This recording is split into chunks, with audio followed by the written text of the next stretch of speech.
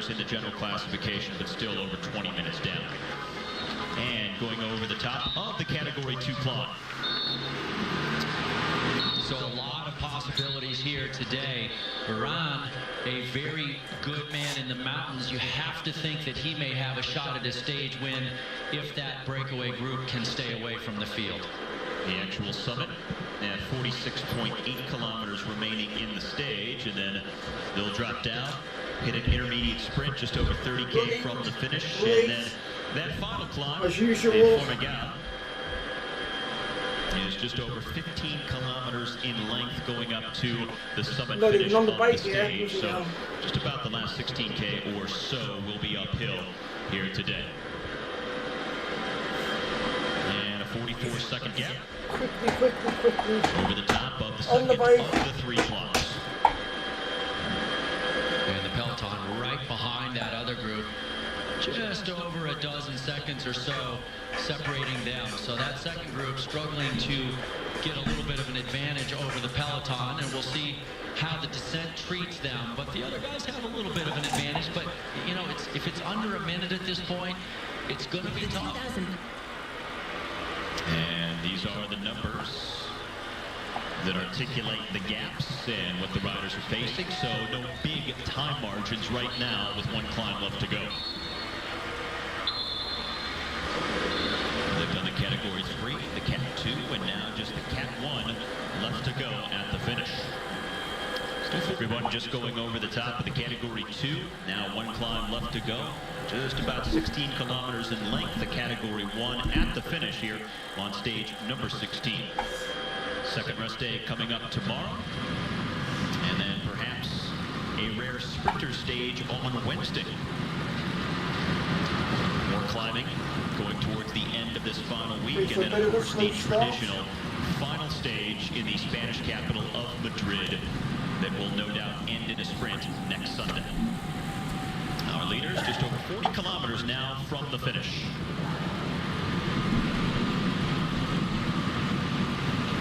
And a lot of riders, given the hard riding, the series of mountains, the tough weather, have already pulled out of this race, almost 50. We have 4 teams that have lost 5 riders apiece. That is over half the riders on a given team, because everybody starts with 9 when a Grand Tour begins. And it's basically the equivalent of 5 teams altogether. 48 riders at the start of the day had pulled out. So you're looking at basically 5 teams worth of riders abandoning this race with still a week left to go. That's an illustration and a perfect one of just how hard this race has been. And Steve, it's not just been all the mountains, but certainly that's been a big component of it. But it's also been some of the nasty weather they had over the weekend, especially on Saturday's stage number 14. That particular day was brutally cold. It was really long, and they were also descending in those cold temperatures in the rain, and it just freezes you on the bike. Will here really putting the pressure on that chasing group that's trying to make it up to the lead group of 9.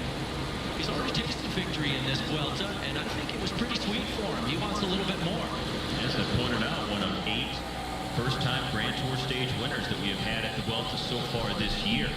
How the hell am I? Now, when you see riders pull out of a race like this, it's always interesting, because when you look at other sports, athletes don't always have those options. If a football player wants to quit a game in the second quarter, his coach is going to say, no, you get back in there and you play. Same with basketball, hockey, baseball. But in cycling, it seems like the athletes themselves have more control and more power over the situation. Why is that?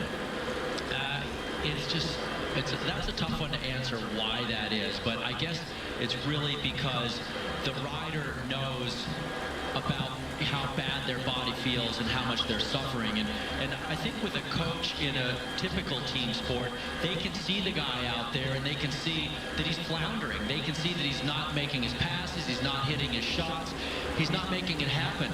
But in a bike race, if you're just empty, you're empty.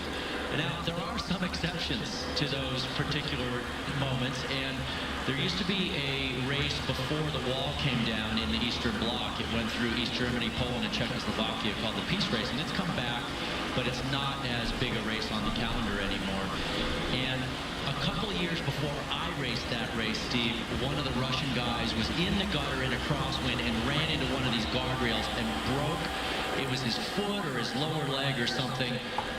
His coaches, because they weren't sure, put him back on his bike and said, you're only 10K from the finish line. You got to finish because we need you tomorrow, and we want to make sure before we let you quit today that you're not able to. So he rode 6 miles basically with a broken bone in his lower leg. And what a shock the Russians would take a hardline stance like that. Well, and the thing is, Steve, that was the race before the wall came down. Those guys weren't racing in the rest of Europe, so that was their Tour de France. And it meant everything to that Russian coach, and the rider had to suffer through it. And they said, oh yeah, look at that, you got a broken leg. I guess you don't have to ride tomorrow.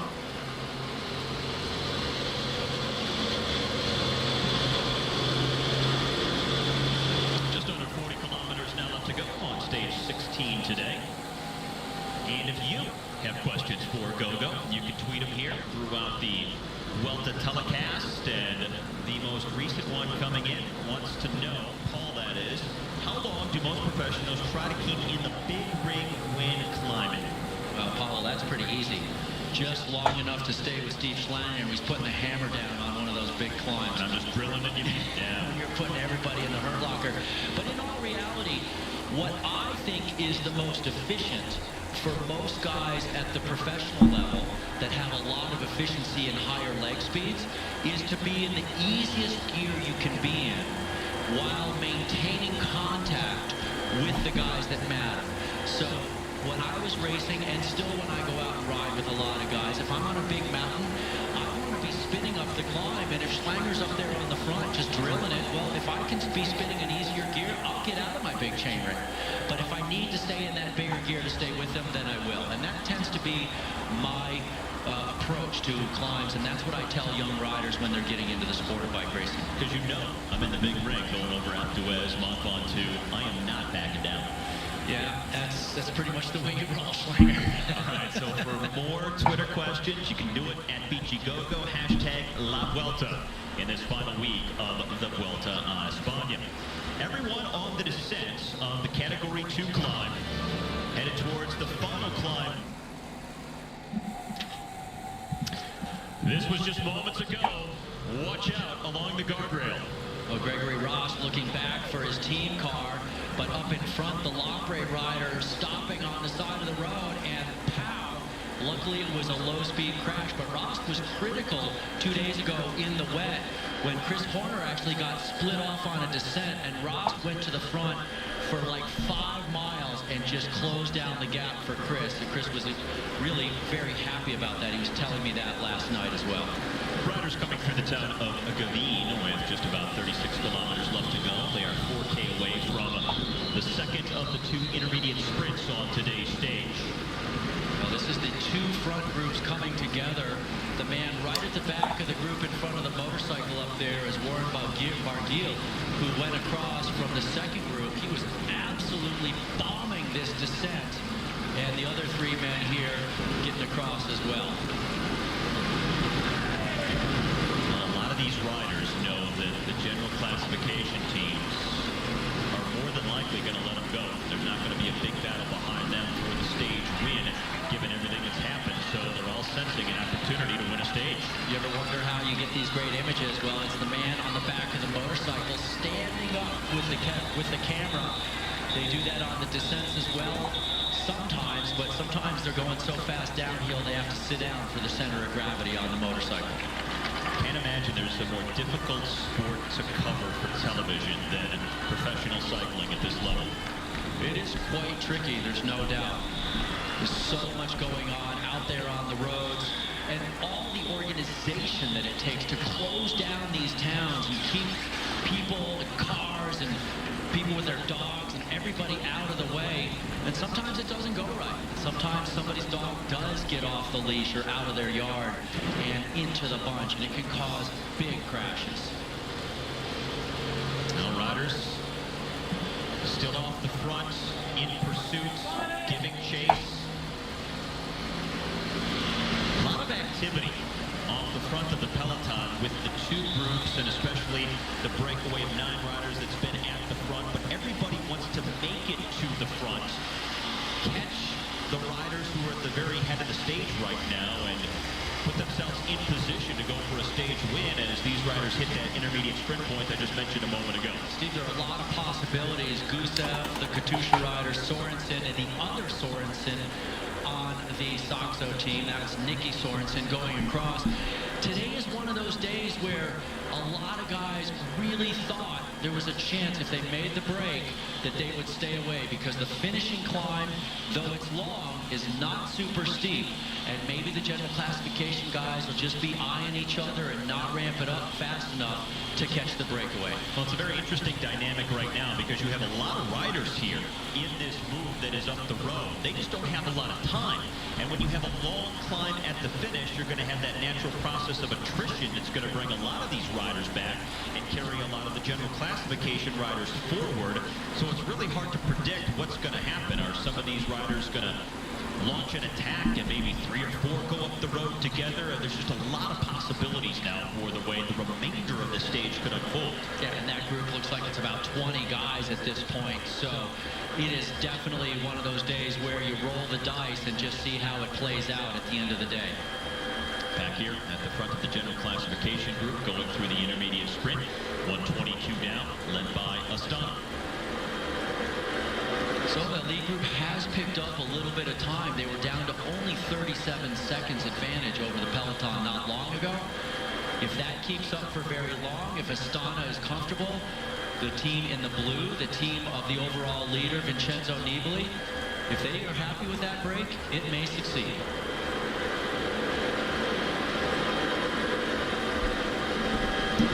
Some riders scattered about right now in that peloton as they look up the long road ahead to see another big group now at the front of the stage.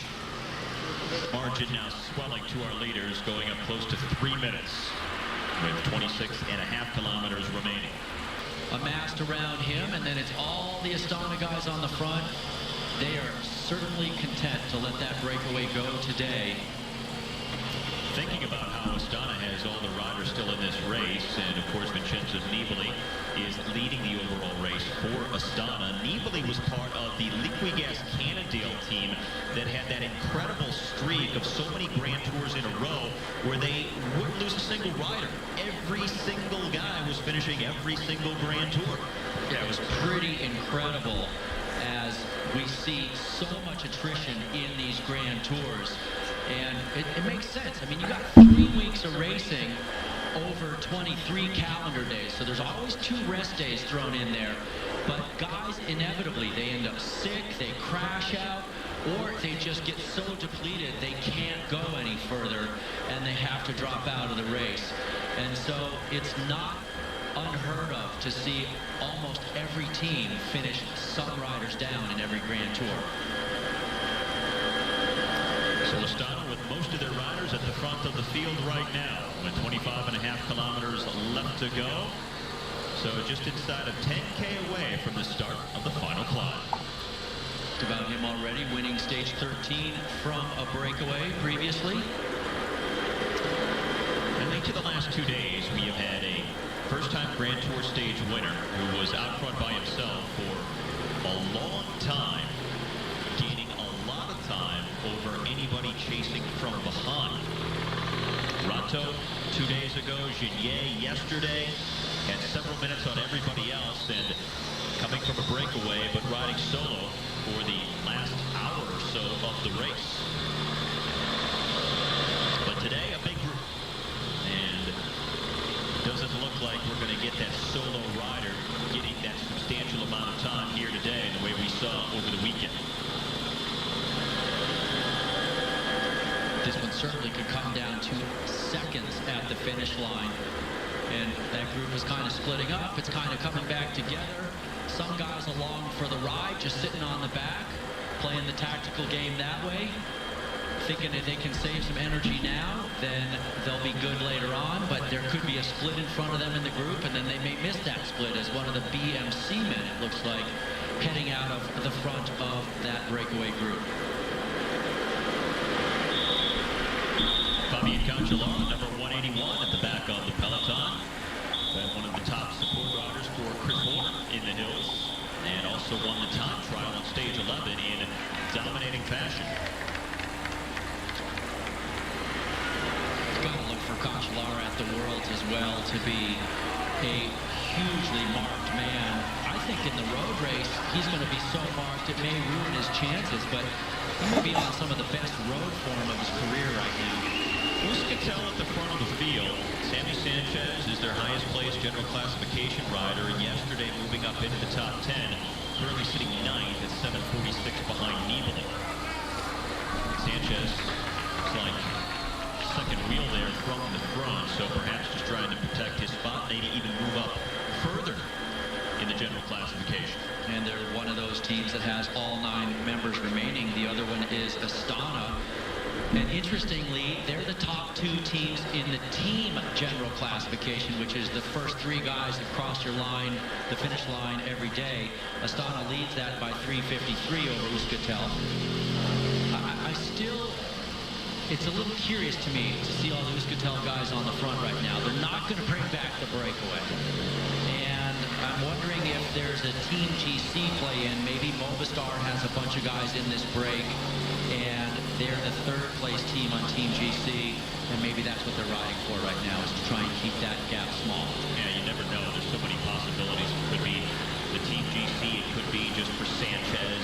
It could be other guys just trying to move around in the general classification or race for a separate competition. You always look at points and King of the Mountains, the combination jersey. There's so many other subcategories beyond the overall general classification that teams have their eyes on, and on any given day they could be riding for that as opposed to just the overall.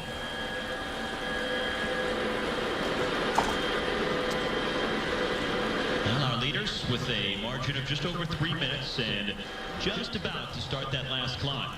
Officially, it begins at 15.8 kilometers remaining on the stage.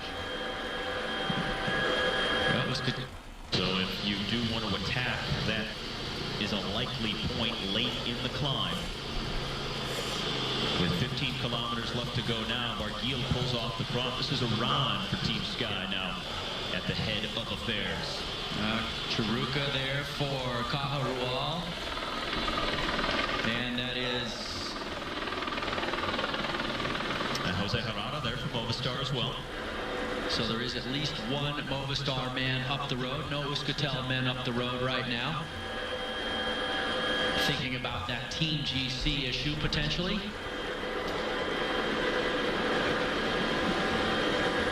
And we have a rider accelerating here. He's going to go to the front and stretch things out a little for the group. Yeah, trying to make it up there. Dominique Nares in this front group is the BMC man in the red and black.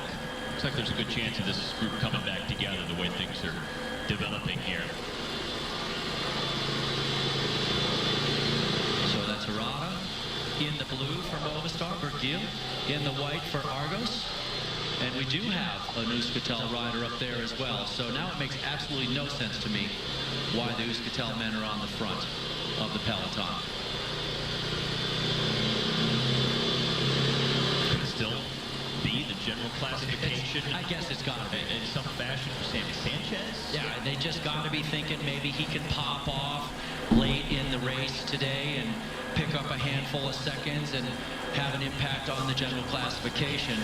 You talked about Sanchez coming in 7:46 down in 9th place, but it's Leopold Koenig in 8th at 6:18. That's almost a minute and a half in front of him in the GC. But you know, you pick up a little time here, a little there, and maybe by the end of this week, he moves up into the top 5. Maybe that's what he's got his designs on.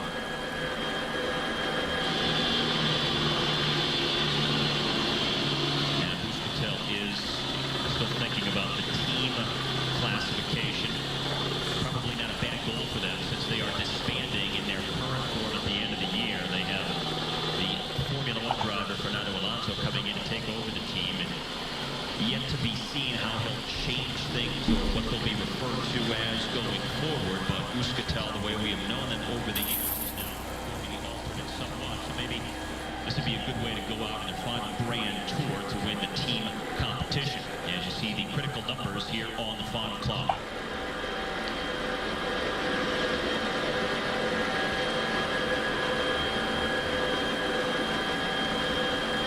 So no one really getting away. Nothing back to front. We've seen some accelerations, but nothing that's looked close to becoming permanent. 2K into the climb, back at the front of the field. Euskaltel in the orange and black still leading the way. We are just under 14 kilometers left to go on stage 16 of the Vuelta a España, presented by Yerbuds here on Universal Sports. A big leading group has just under 3 minutes on the main field on one of the shorter stages in this year's race. This is the final of 3 consecutive stages in the Pyrenees in northern Spain. Steve Schlanger with Todd Gugolski. Gorgeous day, sunny and warm after cold and rainy weather this weekend. Forced a lot of riders to drop out. Maybe rethinking things now, judging by the scenery they are enjoying today on stage 16, just ahead of the race's second rest day coming up tomorrow. We had a few different groups on the road earlier in the race as the breakaway tried to get settled. Took a long time today, and finally 2 groups came together, formed a large group at the front, and now this is the head of the peloton, led by Euskaltel in the orange and black, just going inside the 15K to go banner on the stage. Up here in that large breakaway group, it's Juan Manuel Garate, the Spaniard on the Belkin squad, who's trying to mix things up a little bit. The Frenchman in the white who just swung off of the chase, Warren Barguil, who won stage 13 from a breakaway earlier in this race. But you can see how many guys are back there trying to claw their way back up to the wheel of the few men in front of them. Now the Belkin team is one of the 4 that I mentioned earlier that has lost 5 riders throughout this race. They lost Theo Boss, Graham Brown, Steph Clement, Luis Leon Sanchez, and Laurent Tandam along the way. So they've lost over half the riders they started with. So trying to salvage something in one. Manuel Garate now at the front of the stage with just about a dozen kilometers left to go uphill to the finish. And Steve, of course, this large group of riders has nobody who's a threat in the general classification battle of this Vuelta. So they are content to fight it out for the stage win as Mikel Charel, the 3rd man up here, and he is number 15 on the left, just getting back on the wheel of Garate. This breakaway group with no threat from the GC has a very good chance of succeeding for the stage win. Barguil, Charel, and Garate. Garate at the front in the green and dark colors for Belkin. If I'm not mistaken, was it Juan Manuel Garate, the rider who won Saturday during the cold and rain, got into the team car and warmed up for a little while before continuing in the race? I actually think it was him, as he just put the heater on full blast and said, look, I have 2 options. I can lose 10 minutes sitting in the car, or I can quit the race. Well, let me think about that for about 10 minutes. Okay, I guess I'll get back on my bike. Considering the way he's riding today, maybe that little lunch break in the team car to warm up was a smart move. Inside of 11K now to the finish of stage 16. That's what's so critical about these bike racers, is that they never give up, because yeah, there are only a few guys in the hunt for the general classification, but anybody could pick up a stage win from a breakaway on a day like today. And so if you feel horrible one day, you just can't drop out, and you may still get another chance. And not as shocking as you may think, because considering what Belkin had been through, again, losing 5 riders already, so they weren't going to do much in the race. There was nobody left for the general classification, nobody left for the sprints. So maybe just winning a stage in the final week was the only goal they had left. So Garate says, hey, I can lose time in the general classification, no big deal. I'll take care of my body now and be fresh later. Yeah, for sure. I mean, that's the name of the game. You gotta get whatever you can get out of these races, and you just fight to the next day, and you say, let's see if I can get in the break, and the entire team gets taxed or I should say tasked with making the breakaway, and they all follow the attacks and they all go on the attack, and eventually one of those moves sticks, and if you got your guy in there, well, that's the first part of your job accomplished. 10 kilometers to go. Euskaltel at the front of the main field. They have it lined up and are forcing the pace. And you can see Chris Horner, well, we just lost him there, but he's about 9-10 guys back, and he's just right behind that strung out single file pace being led by Euskaltel. Back to the large leading group at the front. So the youthful exuberance of Warren Barguil after winning a stage from a breakaway back a few days ago, stage number 13. I wonder if he's going to do too much work in that breakaway group. He looks like he has great legs, but he may blow himself up in the process of trying to get away from everybody else and thin it down. And the rider from Cofidis coming back from the breakaway. Well, the way that Euskaltel has been riding now for the last several kilometers, at first it looked like maybe it was for the team competition or maybe just a GC placing for somebody like Sammy Sanchez. But the way they've been riding, you almost have to think that they're trying to bring everything back so they can get a stage win. It does seem that way to me, as they're going huge right now. So 2:39 at the 11K to go banner. So that's just under 7 miles from the finish of the bike race. Still a big group to try and bring back here. The youthful exuberance continues, and this time with nobody on his wheel, this is what he needs. Sitting on the front, pulling the other guys that don't want to work with him is probably not going to net him a stage win, but this type of a move, this guy can go uphill. Barguil making his move right here. Turned around, said, you know what?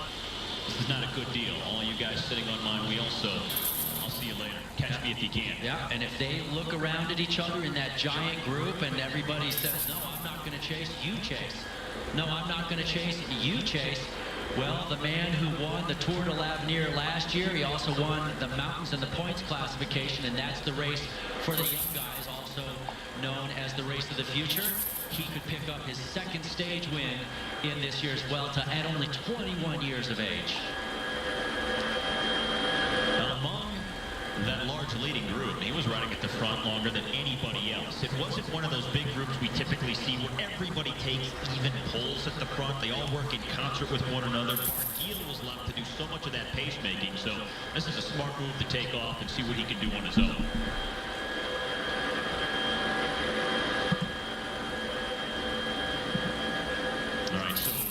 Through that flat and downhill section early in the climb, now starting to go steadily uphill. What's incredible about this guy is he's a first-year professional, Steve. To get the win in stage 13, he was ecstatic. He was overcome with joy. Now he's got that confidence from that, and he's gone on the attack again from that breakaway group. And now he can start to try and think about it and think, I've already done this once. Can I do this again? He will be absolutely beside himself if he can win a second stage. And now Astana has put a man back on the front ahead of Euskaltel. They are 2:46 behind Barguil at this point. Climb, but back here in the general classification with the rest day on tap tomorrow, does it make it worthwhile to even try something today, or do you just save it for the big climbs coming up later this week? Well, have a look at the speed of the peloton, and it is actually on right now in the peloton. The peloton is blowing apart, so definitely if you have a shot, go for it. Neatly sitting third wheel in the red jersey, overall leader. Valverde fourth wheel in the green as the points leader. Right behind Valverde in the white jersey, Chris Horner out of the saddle right now. They all have to keep looking at each other, because if you get an opportunity, man, you have to take it. So Katusha at the front of this group too. Their goal now is to try to move Joaquin Rodriguez onto the podium. He's fourth in the overall standings at 257 behind Nibali, but he's chasing Alejandro Valverde, who is third on the GC at 142 back. Oh, this is white hot. I mean, these guys are absolutely storming. And it looks like Moreno now just pulls. Here goes Valverde. Here he goes. Alejandro Valverde launching the move. Nibali looks at Horner. Horner needs to just sit on Nibali. Horner has to not do any work here. He has to make Nibali do the work, put him into trouble. Horner has a teammate in Kieserlowski. And Nibali also has a teammate for Astana there as well, as Valverde gets a small gap. He's 1 minute, 42 seconds down in third place, and it looks like he just sat up. I mean, that's it. He just pulled the plug. He may be trying to play a little defense for his podium spot right now. Again, sitting in third with Rodriguez behind him in fourth, and Katusha was setting a pretty good tempo ahead of him a moment ago.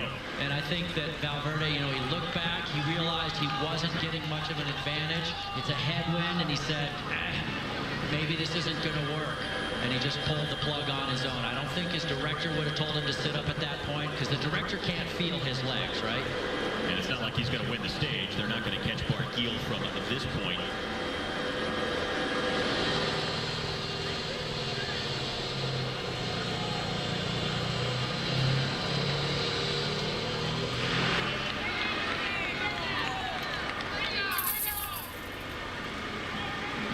Everybody has the rest day to look forward to tomorrow, so it's a good day to go for shots, and that looks like Nicholas Roach taking another shot just like yesterday. Roach trying to move up into the top five, currently sixth on the general classification, 349 down, but he's just 6 seconds from a top five spot. And they immediately neutralized him with Katusha, and it looks like Rodriguez on the second wheel now. Rodriguez opens it up. Burrito was attacking yesterday, didn't go anywhere. Now Chris Horner just ahead of Nibali, putting in a little bit of an acceleration, and he's got a small gap on Nibali. Well, Rodriguez loves to accelerate in a very punchy fashion. Horner, a little separation, and there's no Nibali with Horner. Horner needs to just throttle him. But he's looking around. He's looking around at 2K. Now he's going. Now Horner's starting to pick it up, but it's Nibali closing it down in the red jersey. Yeah, here comes Vincenzo Nibali now, working his way back to Chris Horner with Valverde on Nibali's wheel. As we swing back to the very front of the race, haven't seen this guy in the last several minutes. And Barguil just blew up, but Horner now continuing to keep it going here. And he's still got the gap on Nibali. There's Aran. Rigoberto Aran passing Warren Barguil as they hit the 1K to go mark. Aran could salvage something for the Sky team here. Aran with a lot more experience than Barguil in the professional ranks. Realize that Barguil is a first-year pro. At a thoroughbred pace, it seems like, in the final half mile of the race. Side by side. And then behind them, Burrito Rodriguez with his teammate, Vladimir Gusev. So Rodriguez sitting right behind Gusev, and they have a gap on the other general classification riders led by Horner here. Where's Nibali? Oh, this is huge right now as Horner has that gap. He needs 50 seconds to move back into the overall lead. Not much time to do it today, but he might be getting some of it. So much for a nondescript day before a rest day. This is Nibali losing time to Horner, sitting behind Valverde. And Thibaut Pinot there, and then it's Valverde, then it's now in the orange is Sammy Sanchez. Nibali in. There goes Valverde. Valverde launches a move. You gotta go when you have the race leader in trouble. It looks like Burrito Rodriguez here. Now it looks like the time bonuses will be eaten up ahead of these riders on the road. Chris Horner in the middle of the screen in the white, behind Rodriguez, who was at the bottom of the screen. This is the race leader, Vincenzo Nibali. He is losing time. These are our two leaders on the stage. Aran in the dark colors, Barguil in the white, coming up to the finish, waiting to see who's going to get the stage win between these two. And Barguil refusing to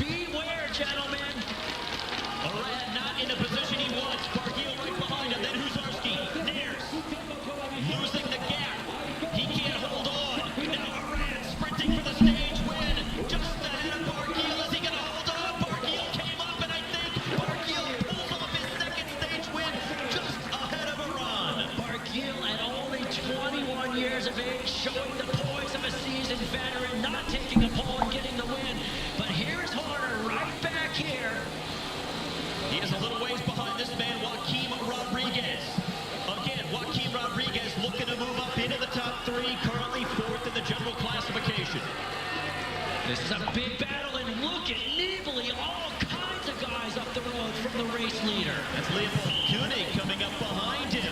Now, other riders crossing over here, part of the early breakaway. Here's Parino Rodriguez.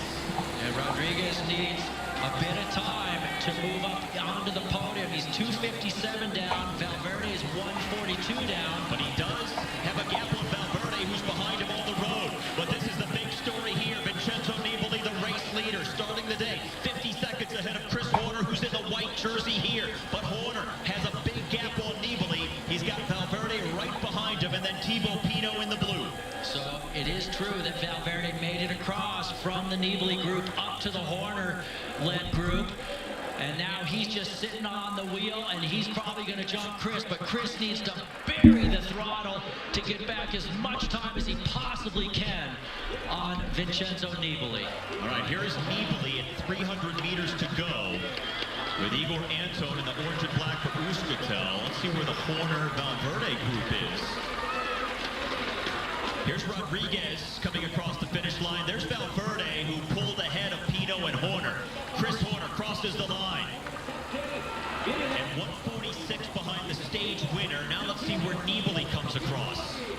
He's got 100 meters left to the line. It's a nice little chunk that he picked up, no doubt. Already 15 seconds that Horner has taken back. Over 20 seconds, Horner has pulled back on Nibali. 22 seconds officially. Horner takes back on the race leader Vincenzo Nibali with the summit finish on stage 16 at the Vuelta. We come back to our coverage of stage 16 at the Vuelta a España. And here is the new general classification. Chris Horner now within half a minute of Vincenzo Nibali at the top of the standings. Also some movement behind them with Alejandro Valverde and Joaquim Rodriguez on the move there late in the stage.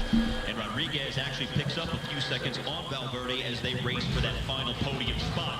Valverde, the first to accelerate from the group of GC riders on the last climb. This really got things ramped up as Valverde sat up, but then he went again, and all the men started to crumble up the road. Also was Joaquim Rodriguez, who had attacked after Valverde went, and it was when Chris Horner went after him that that gap really opened up.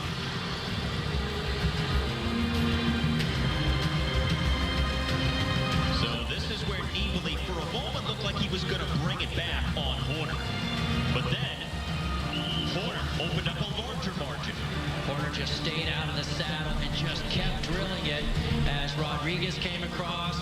Then Valverde, who had gotten up to the Chris Horner group and jumped him at the end, but the clock stopped there for Horner, and it was a long time before Nibali got to the finish line. It would be 22 seconds overall between Horner and Nibali at the finish today, reducing his deficit from 50 seconds to 28.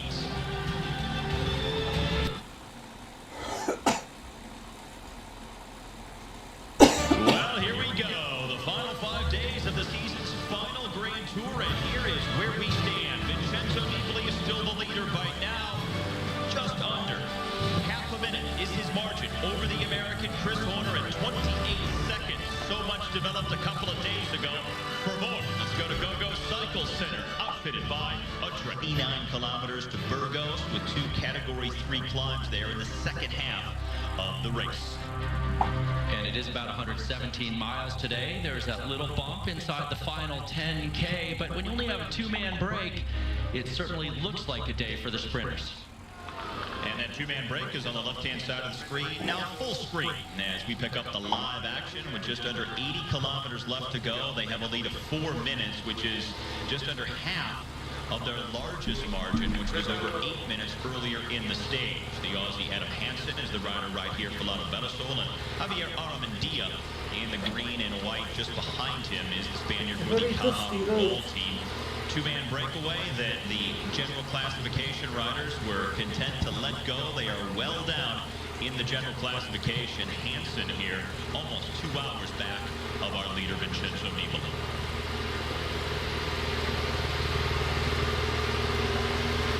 Very tough Javier Armendia, you're seeing 3 hours, 16 minutes down on the general classification, but he's featured in multiple breaks. But on a day like this that everybody thinks the sprinters really want to take advantage of an opportunity, it's so hard if you only have a two-man break for them to stay away.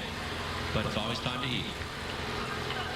A little pizza pocket or something that he If they're not doing so shows in the well, mouth as we take you speed through up what is the position-wise stage on here this race. in this stage Of number course, 17. you remember a few days ago, You I have the did two say that category 3 climbs, until and August, you have the notion I'm of not going a to sprint stage versus a breakaway, potentially stealing the opportunity from the sprinters. Now, Lampre is the team riding at the front of the main field. They're the team in the pink and blue.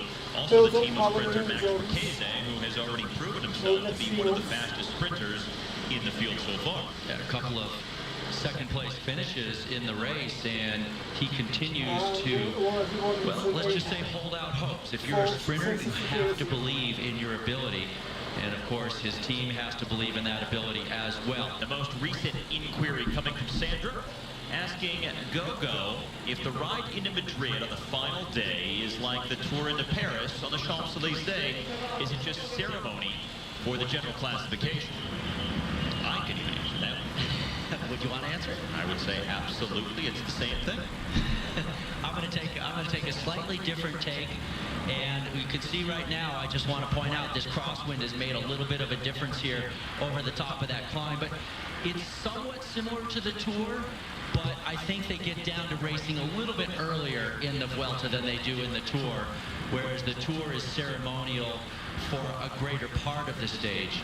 But yes, it's a flat day, so the guys know that they can't make any general classification differences, but they have the next 3 days with summit finishes to get all the business done. Well, something to consider in this year's Vuelta is the fact that the top two, Nibali and Horner, are separated by under half a minute. So if that gap gets even closer, we may actually see some racing on the final day. It typically doesn't happen just because the time gaps are significant enough that guys just use it as that coronation type of a stage, and it's essentially a parade. But if the time gaps are small, you do see some racing.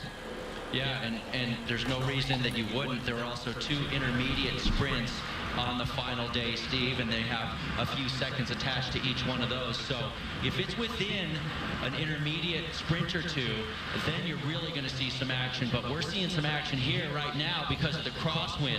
And this is what the general classification men needed to be worried about. You saw the green jersey of Valverde there, but you need to keep a close eye out and see if Horner and Nibali are also in that front split.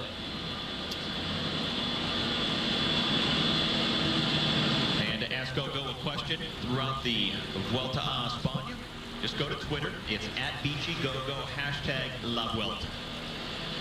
So Lampre at the front, Orica Green Edge there, and then Movistar. These groups now that were split on the road by a few seconds, it looks like are coming back together. But this was the most dangerous aspect of this stage.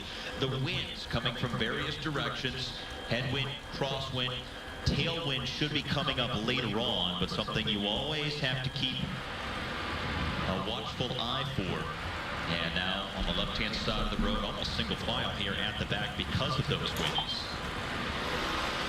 Looks like a sprinter stage on paper, but you have a couple of climbs, you have some undulations late, you have wind, you never know what might happen, and we've seen more than one textbook sprinter stage develop into something entirely different throughout this race. And that was Simmons, who just got brought back, who was off the front and was third over the last mountain, but we still up to our 2 men off the front. So now that means the next climb of the day, the guy who's third across can get some points, and we may see another battle between Rato and Ade for that final point.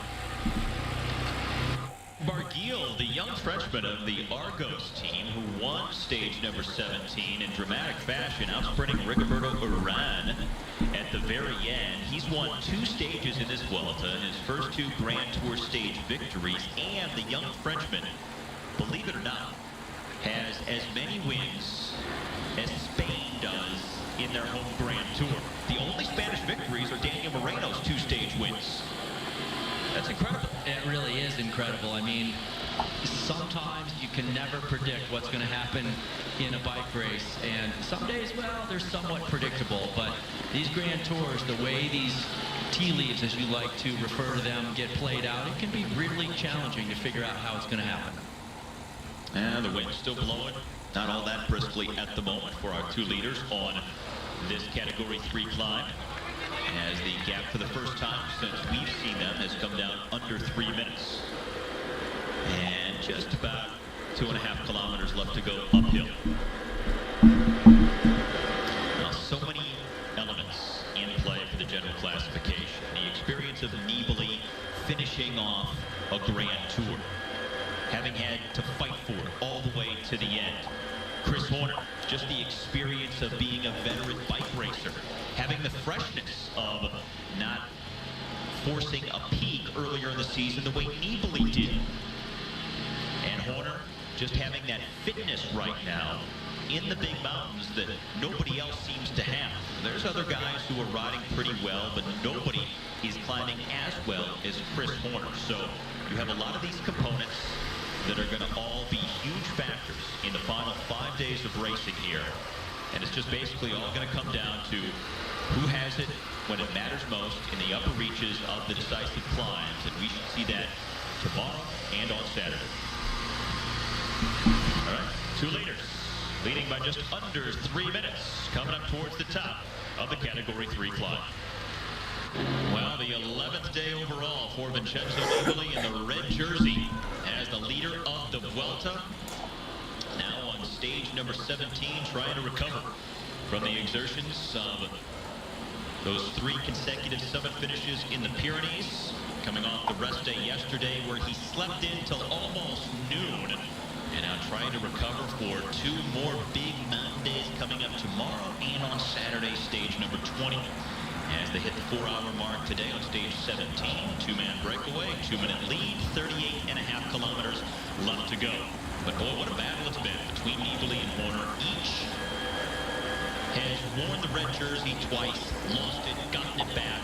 You don't often see an overall race lead at a Grand Tour like that going back and forth that much, especially early in a race. But Nibali has surrendered it, gotten it back, and now he's enjoyed the longest consecutive spell that he's had the entire race, and he's hoping to hang on all the way to Madrid.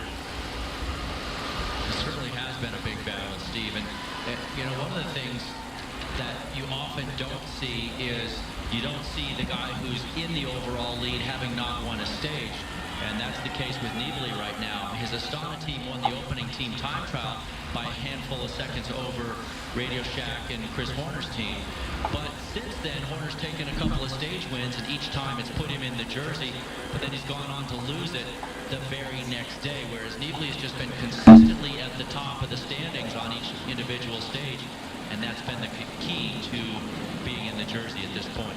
Lampre, the team in the pink and blue, riding at the front of the main field here to keep the breakaway in check. There's the king of the mountains leader, Nicolas Ede, now at the back of the field after getting the 3rd slot in terms of points available over the final categorized summit today.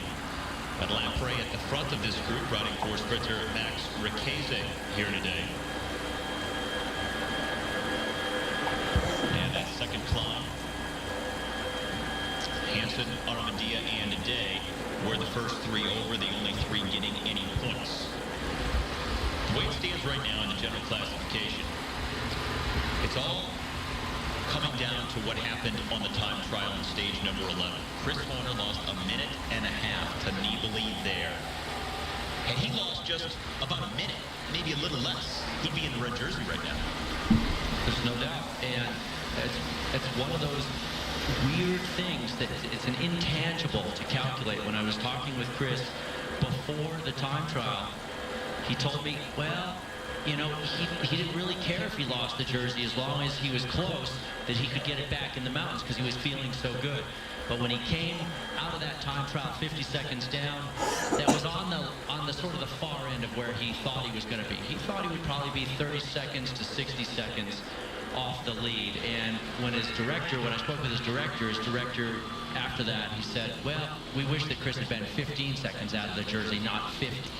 So you know, you have to take what you can get there, and certainly they haven't had to defend, which keeps the guys fresher, but it's a lot of time to make up. And we've discussed throughout this race how him being fresh and not having raced that much because of the injury might help him long term, but that's also potentially where his biggest liability came in, not having the miles under his belt on the TT bike. Yeah, he hadn't been on his time trial bike at all. And that was a question I made sure to ask him. And he just said, look, man, you know, I spent the whole summer going to different specialists trying to figure out what was wrong with my knee and how to get over it. And he couldn't ride his bike. So when he finally was able to get back on his bike, he did, you know, and I'm summarizing here, 2 weeks riding around my neighborhood, just getting used to riding again. 2 weeks of endurance riding, and one really long, hard week before the Tour of Utah.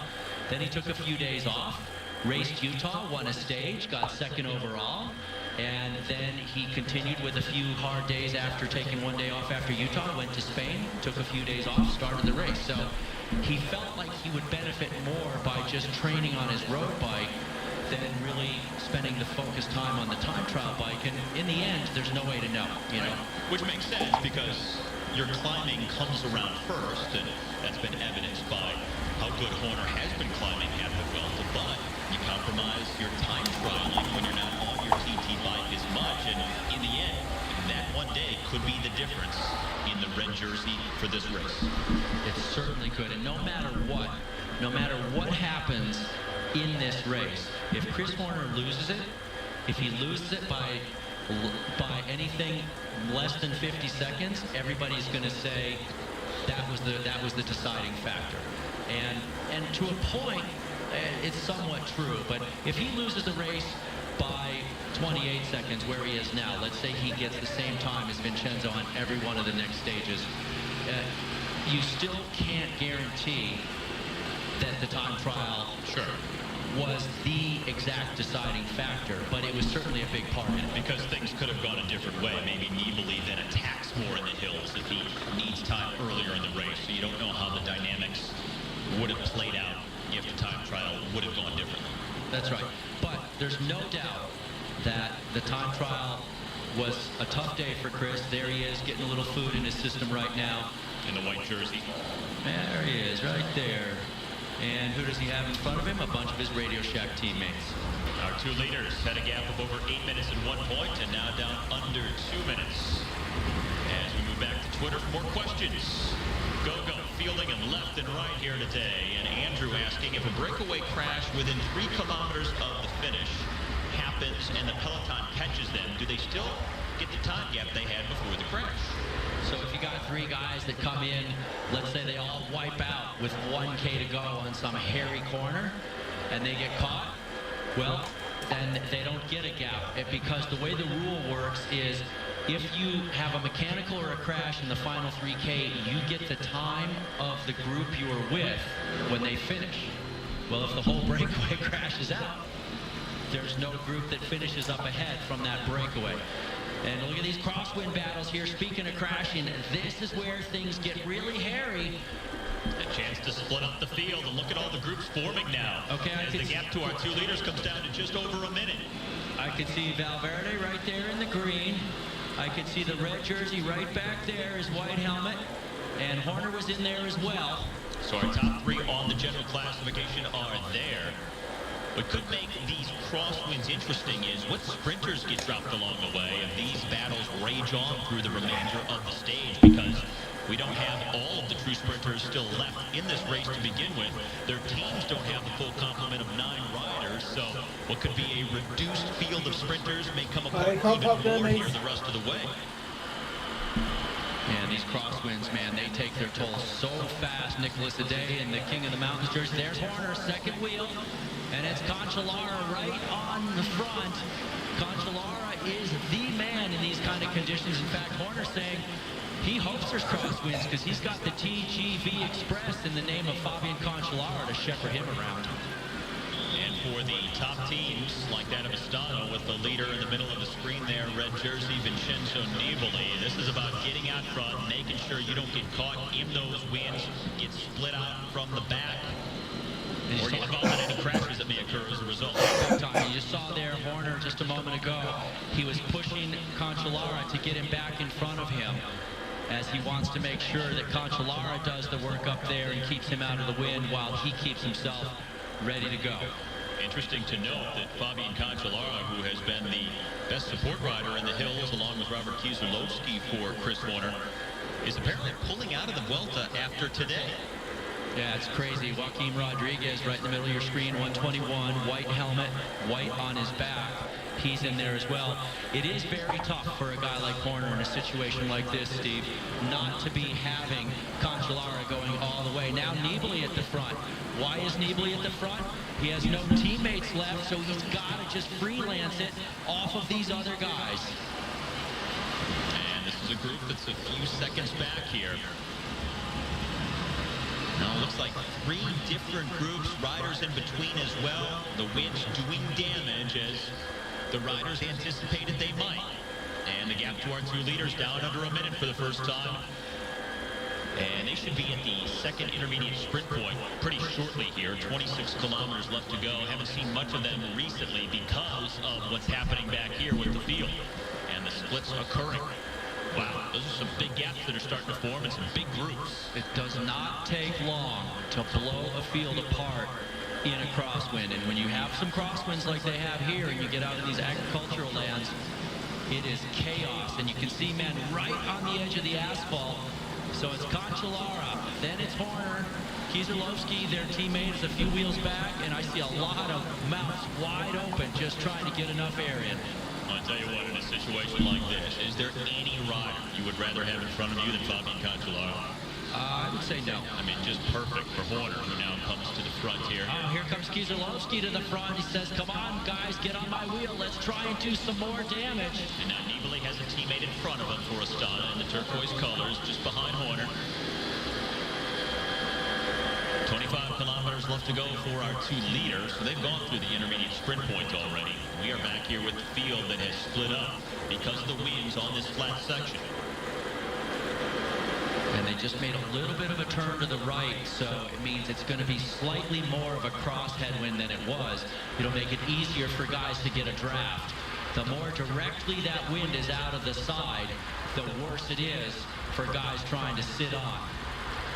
Now back to our 2 riders in the breakaway, Henson and Armandia.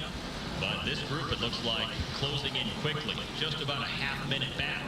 Cancellara back to the front, just ahead of Horner in the white jersey. On the left-hand side of the road, Nibali in the red. Horner's got 2 teammates, Cancellara in front of him, Kieselowski right behind him. Joaquin Rodriguez on the right-hand side of the group, just going through the sprint banner. And Katusha in the red and white, multiple riders for them up there near the front of the group for Joaquin Rodriguez, who is 4th on the GC.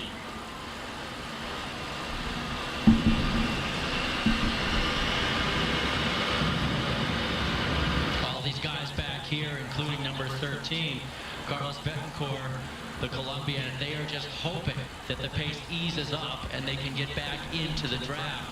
Because if it keeps going like this, eventually more gaps open up, and that's why Cancellara and Kieselowski are trying to drill it on the front of this front group. They're trying to further break it up.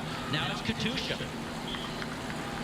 Joaquin Rodriguez attacking in the summit finish the other day on stage number 16, but still has not won a stage.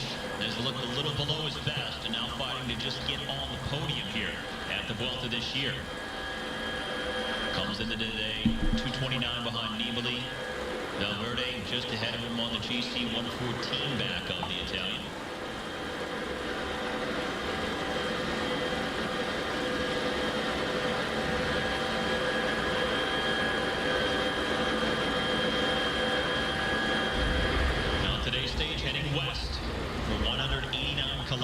They've done 2 Category 3 climbs.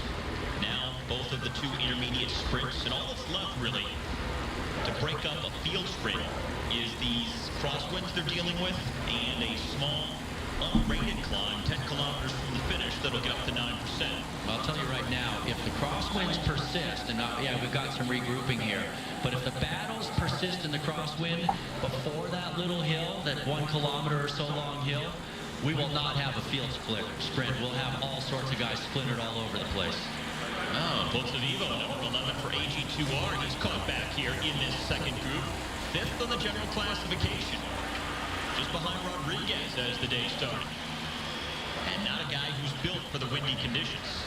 No, it certainly isn't. Matthew Boucher, the American, also back there, struggling a little bit for Radio Shack. All right, now back at the front in the green jersey, that is Alejandro Valverde and Saxo Tinkoff, the team in the blue and yellow, coming to the front. Yeah, they're there for Roach because they say, hey, Pozzovivo's not here.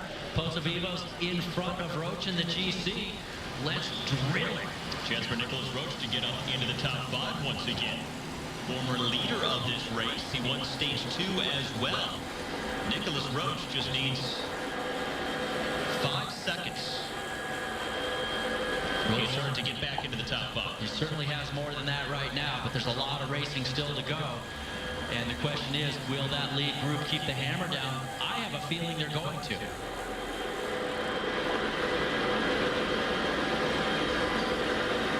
Now Hansen and Armandia about to be brought back here because of this wind battle that has unfolded in the final 25 kilometers. And groups spread out all over the road, but a couple of big groups as we're seeing different groups with at least 3 large groups on the roadway right now. And the first large group about to pick up the day's signature breakaway. The handshake makes it official that it's over.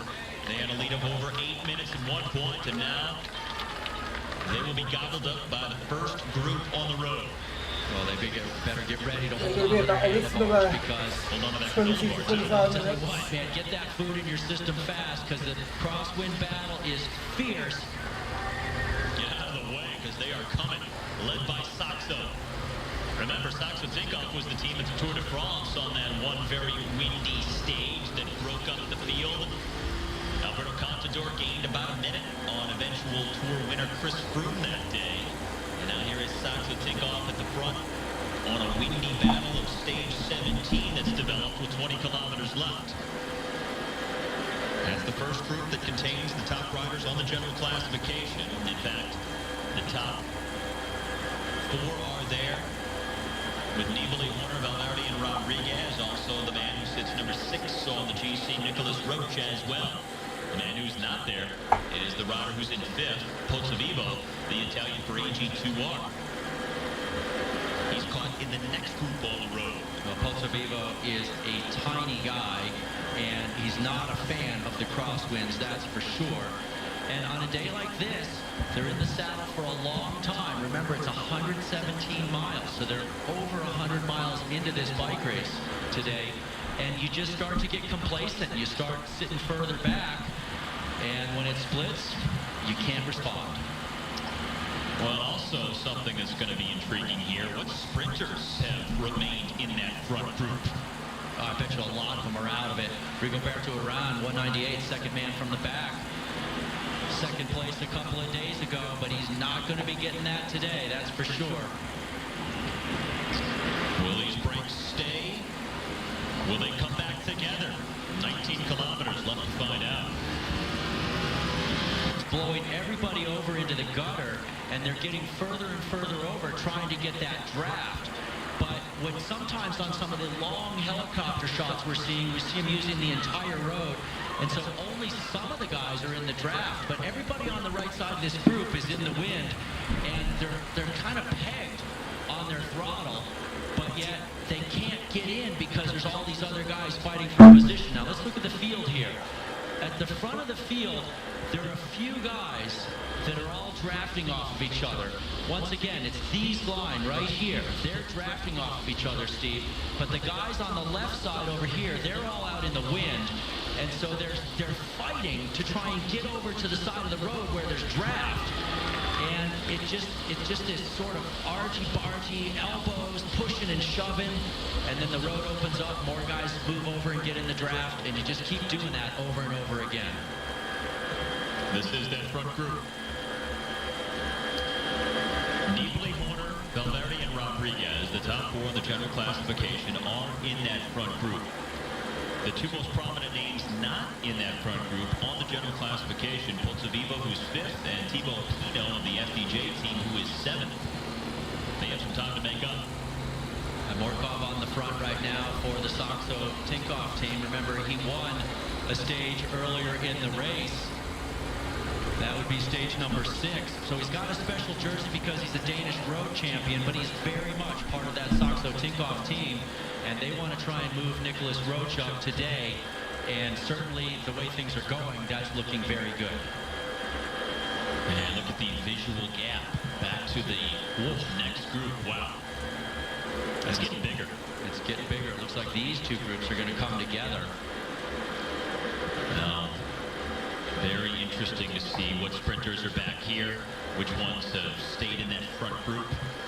Didn't have a lot of sprinters left in the race to begin with, but this could really change the complexity of how this stage 17 plays out from here.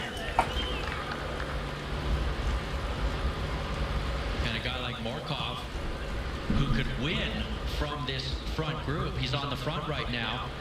He's not even thinking about winning the stage. He's riding for his teammate Nicholas Roach for the general classification. So he's doing these big turns on the front, even though he's a fast sprinter, because they have a bigger goal, which is to try and move Nicholas up in the general classification. And I think I saw Tyler Farah in that front group for the Garmin Sharp team. Not positive, but it looked like he was up there. He's a sprinter that's kind of been forgotten about, even though he's had some high finishes, but has yet to win a stage here at the Vuelta this year. But if he is up there and some of the other sprinters have been dropped, don't forget about him as a potential stage winner if he can get over that final unrated climb with 10K to go. Yeah, and Farah's a guy who was a little bit concerned about that climb, and he said, you know, today's day was tougher than it looked on the road book, the book that they have that shows all the profiles. And Matteo Bono here, looks like he's giving it up right now. So he trying to figure out which group he was off the back of there. He might have been off the back of the front group. All right, so this is back to that very front group with 15 kilometers left to go. Saxo Tinkoff still at the front. They are trying to get Nicholas Roach back into the top 5 of the general classification. He is currently 6th.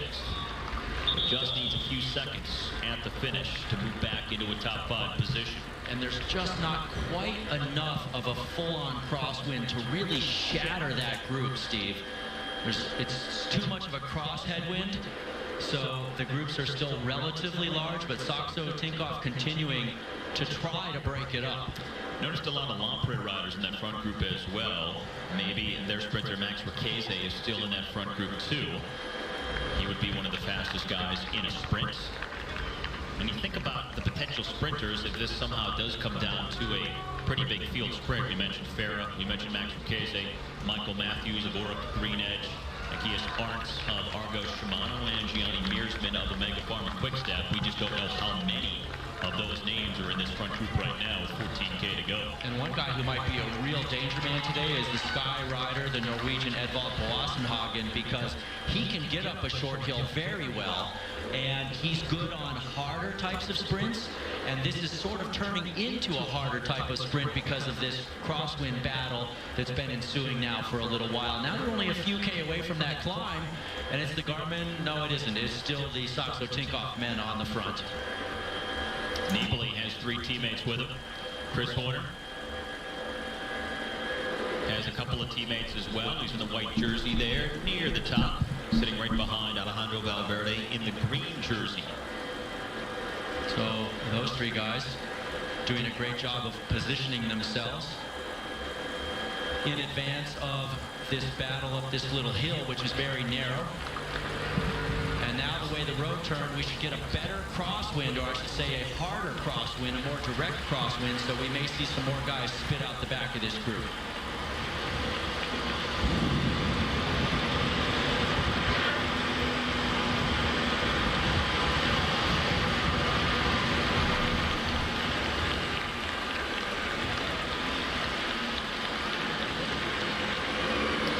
So that final unclassified climb, known as the Castle of Burgos climb, right around 10 kilometers from the finish. There's some cobblestones on it. It does hit 9% at one point, so that could really split things up even further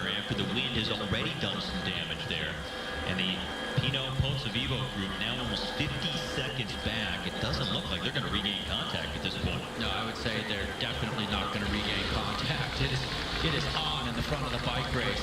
And now Movistar coming up to the front as well with Valverde in the green jersey as the leader of the points competition.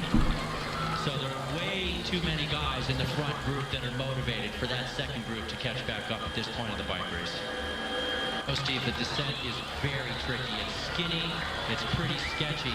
Luca Paolini for Katusha also up there. He'll probably be working for Rodriguez, but he's also the type of guy that might try something late here. This is the front of the bike race with just about 9 kilometers left to go on stage 17, an unclassified climb that lasts for 1 kilometer. They're on the climb right now. Vincenzo Nibali, the overall race leader, has a teammate Rustan at the front. Katusha with a few riders behind in the red and white. And then there's Alejandro Valverde in the green jersey. Boston Hagen is there in the dark colors with the light blue helmet for Team Sky. Nibali's on the left-hand side of the screen in the red. Chris Horner also not too far away in the white jersey, right alongside Nibali. Oh, that was steep right there. Painful to watch, and you can see in some of the fallout here. Horner not a real big fan of these short, steep climbs, but he seems to have great positioning right now. Just trying to stay near the front, stay out of trouble, stay in position, not lose valuable seconds at some point. So Astana really putting the pressure on this climb.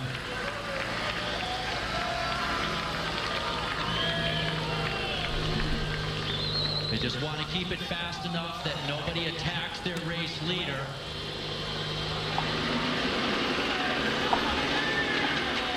This is the back of the group.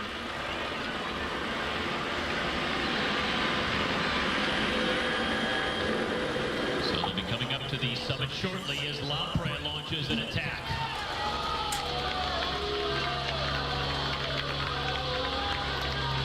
Chris Horner had just moved to the front of the group, and Diego Ulissi from the Lampre team, a guy who could hang on to win the stage if he gets a gap here. Oh, Ulissi is a very good talent. Stage winner of the Giro d'Italia a couple of seasons ago, and that really put everybody on wash that the young Italian was a man to be reckoned with. And I'm talking about the Lampre team for sprinter Max Marchese, but another option is Ulissi from distance, just like this, with 8.5 kilometers to go. But will he get enough of a margin over the top of the climb? It's going to be very tough for one guy to make it, but the descent is favorable for a single rider as long as he's on his descending form. One of the challenges is you make this supreme effort to get away on the climb, then he plummets on the descent, and his heart rate and everything is so high that it's hard to relax and focus on the descent, and you really got to nail these corners. 8 kilometers left to go. He's gone over the summit of the uncategorized climb. Now on this descent, which is technical and on some very narrow roads, and the field not too far behind.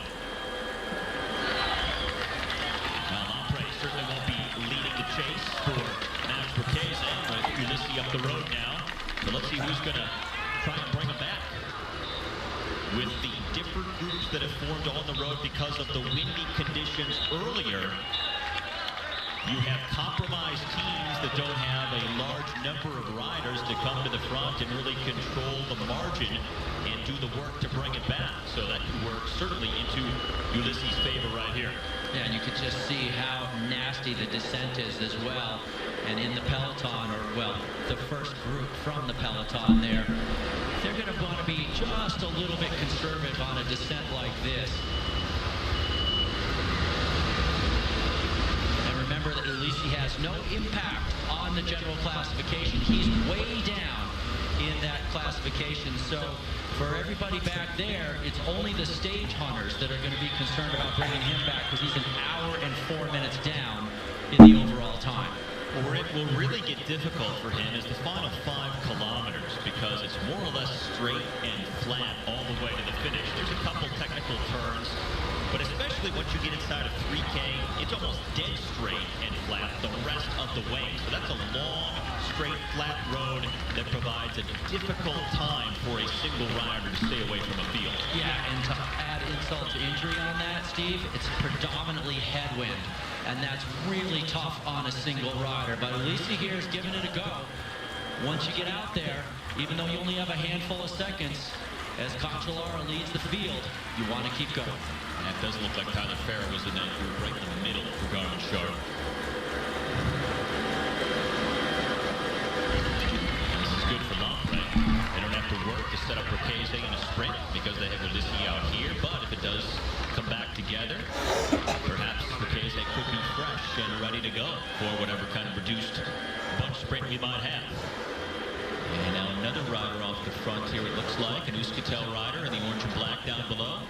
A couple of riders as well at the 6K to go banner. So it looks like there's 3 riders ahead of this group and then Ulissi at the very front. There's some other riders trying to get a gap. One of Ulissi's teammates here. Well, this is actually Ulissi who is coming backwards. So yeah, he has such a small advantage now, being joined by Martinez and other men driving on the front of the peloton. Now it's Cancellara getting surpassed by what looks to me like a Garmin Sharp man. It may be Johan van Sumeren, the winner of Paris-Roubaix a couple of years back. And he's going to be thinking Tyler Farrar has a really good shot at picking up a Grand Tour stage win. And boy, it's been a long drought for the American winning a race in Europe. Red jersey of Nibali ahead of the green jersey of Valverde. This Chris is Horner Steve. moving up alongside Valverde. Now Nibali in the white. So the top 3 of the general classification. Almost tip to tail there. Near the front of that group. 5 kilometers left to go.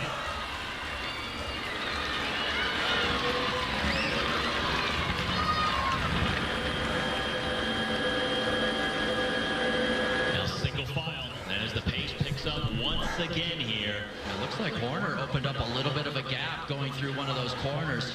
Maybe he just took it slightly easy because he felt it was pretty sketchy and he didn't want to crash. Now he's having to close it down, but he's closed it back down. That's second. Guys in the top 10 now, almost a minute back. Astana, the team of race leader Vincenzo Nibali with a rider going up the curve now to the middle of the road, launching a move from the front.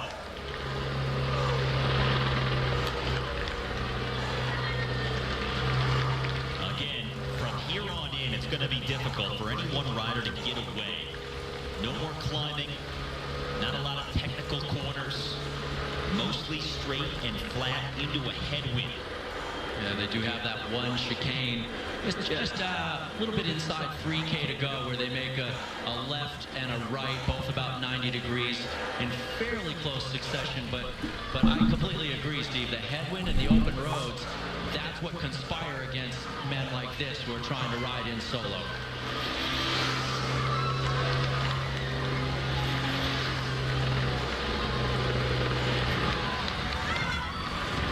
Banner. That's Ulissi at the back of the group.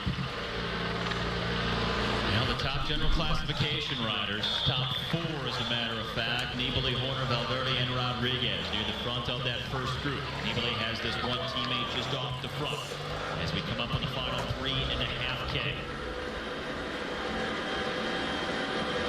What other sprinters are in this group and ready to duke it out? Saw Tyler Farrar. We believe Max Ricchese is there for Lamprey as well. At Boston Hagen of Team Sky, he is in there. So 3 very fast riders, certainly with a chance to pull off the stage win. Tyler Farrar probably needs it the most. Hasn't won in a Grand Tour in over 2 years. Doesn't have a contract for next year. Desperately needs something good to happen to secure his place in the sport for 2014.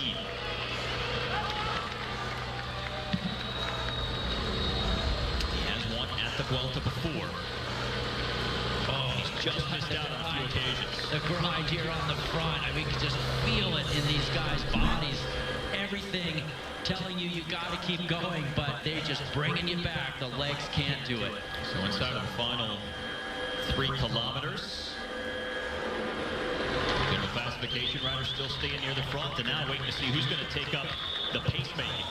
Now let's also remember, if there's a crash or a mechanical now, as Horner's in second position, you get the time of the group you were with at the the time of that mechanical incident. So if somebody has a problem in the general classification, they don't get a stage place, but they put him in this group as the last rider. I think that's Horner up there, second wheel. Yeah, there's him coming around the corner in second spot behind a Movistar or a... Saxo, it looks like. Yeah, those two are hard for me to distinguish sometimes. Now, Nibali only a few wheels back. Valverde is still there as well. And you know, you might have to think that Alejandro Valverde thinks that he may have a shot at a time bonus here today. He's not a field sprinter, but he's fast, and this is a reduced group, so he might be a guy trying to get a few seconds in a time bonus. Remember, 10, 6, and 4. The question is, will he have the speed against the faster sprinters? I've got to be thinking Wassenhagen, Farah, also Ricchese. From the sprinters we've seen in this group, now with 2 kilometers left to go. And Bob Wassenhagen was second in an uphill sprint earlier in the Vuelta, losing out to Philippe Gilbert, who's no longer in the race. Yeah, Wassenhagen's a good bet. Astana once again coming to the front here. Wow, 1:15 now to the chasing group, so they're losing big time. Looks like Nicholas Roach is definitely going to move up into the top 5 in the overall. Kilometer and a half away. All flat into the finish. All right, so who wants to sprint? And more pressing is who wants to lead it out? Nobody. That's Wassenhagen, I think, going off on his own. Real, no, that's not him as he looked back. He's more, I think, towards the middle of the spring now, about 5th wheel. I thought it was his figure until I saw the face when he looked back. Tyler Farah is up there, moving towards the top of the screen as well. He's about 7, 8 wheels from the front. 1K to go banner, just over a half mile to the finish. Wide, flat, tailor-made for a sprint, but we have a reduced field of sprinters that are going to come to the line here. Who's going to lead it out? Who's going to have the speed? After over 4.5 hours of stage 17, looking around at the front, now Belkin rider launches a move. Belkin at the very front here. They lost a lot of riders along the way. 5 riders have pulled out for them. And if you want to launch early, this is the time to do it because we don't have big lead-out trains. He got a good gap. Now the question is, can he hold on to it? Wagner, Tanner, and Mollema, the only 3 Belkin riders left in the race for that team. Van Sumeren on the front for Garmin Sharp, and to lead out Tyler Farah, his American teammate. Down to the final few hundred meters of stage 17. Can Farah catch it? Or did he time this move perfectly? Now Wassenhagen and Ricchese attacking in 2nd and 3rd position. Farah coming up as well, but they went too late. Belkin wins the stage. The sprinters miss out. Sprinters denied, and that's the way to do it. It's Mollema who gets the win. That's what he's been wanting to do after his general classification ambitions were dashed in the mountains. Mollema with a well-timed move. And now this next group featuring Thibaut Pinot and also Pozzovivo coming in behind them. But how much time have they lost? It was over a minute at one point. It's going to be over a minute and a half at this point, I think. And you can see Thibaut Pinot's FDJ team on the front trying to minimize, but Mollema gets it. That's got to feel good. This team has just been really beat up over the first 2.5 weeks of this bike race. Now really the only way Mollema could win, he used the strategy that he had to. Create the little gap there in the final kilometer, and with the sprinters looking around at one another, no one reacting right away, he was able to maintain that margin to the finish for the stage win. And look at how much time Pinot, Pozzovivo, and these others have lost. Well, the problem was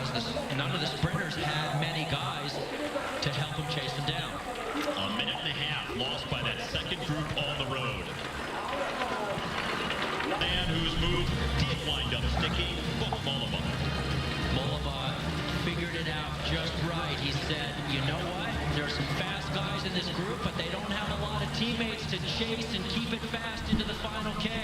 I'm going to go early and see if I can hold him off. The wind was out of the rider's right, so he was right up against the crowd, getting a little shelter from that wind.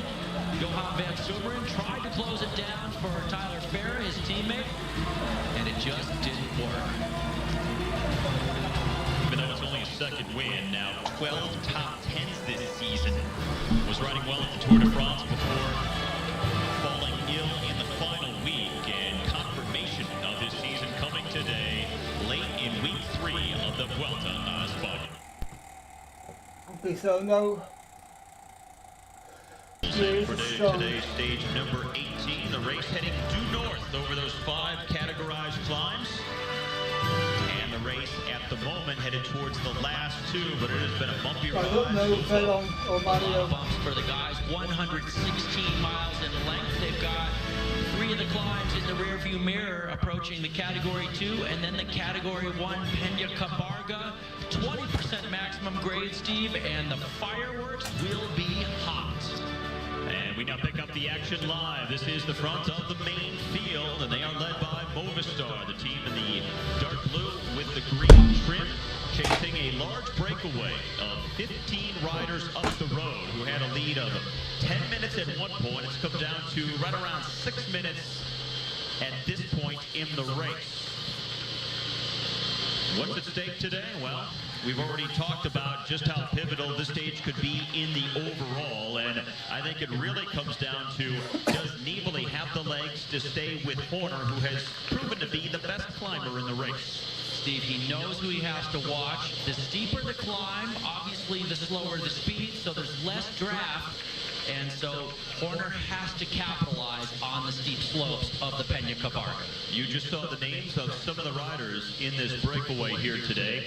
No one, as you would anticipate, is a threat to the overall general classification. That's why the break was allowed to go up the road and get 10 minutes at one point. And now they are within the final 50K left to go on this stage. That's just over 186 kilometers in length.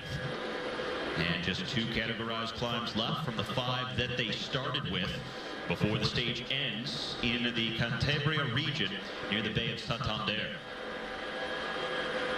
And Movistar leading the way because Alejandro Valverde, the former Vuelta winner from 2009, sits 3rd in the general classification at 1:14 behind Nibali. He has not won a stage, and he would like time bonuses. And in order to get into the time bonus situation, you got to bring the breakaway back. There's still an intermediate sprint with just inside of 11K to go where there's bonus time, but the big time comes at the finish where there's 10, 6, and 4 seconds for the top 3, so no surprise to see Movistar at the front, and would also not be a surprise to see Katusha lending a hand for Joaquim Rodriguez, who's 1 spot behind Valverde, 4th place in the GC. Yeah, both of those men, Steve, very well suited for the finale, as the Peña Cabarga, in only 3.7 miles, climbs almost 1,800 vertical feet. It is a brutally steep climb, although it is not very long. It always causes separation. And now the gap just about sliced in half to the breakaway from its largest margin, dipping down under 5 minutes. As they start Martinez there in the orange for Euskaltel, trying to get other guys to rotate through, Steve. He was the man who marked Diego Ulissi yesterday in a very late race attack, but they got nowhere. Just starting this Category 2 climb that will summit just under 40 kilometers from the finish. And today is a stage where the breakaway could stay away to win the stage, and they certainly have enough riders to have the horsepower. Not everybody from this group will make it to the line, and for Vincenzo Nibali, the overall race leader, that's just the way he'd prefer it for the break, to stay up the road and eat up the time bonuses so his team doesn't have to work to try and contain Horner, Valverde, and Rodriguez, who would now no doubt be going for those bonuses if the break comes back. And things starting to heat up in that breakaway a little bit as it starts to blow up. Red line where the race is right now. Our leaders just starting the Cat 2. 3 Category 3 climbs already in the bank. So you have the Cat 2 climb, a sprint, and the Category 1 summit finish still to go.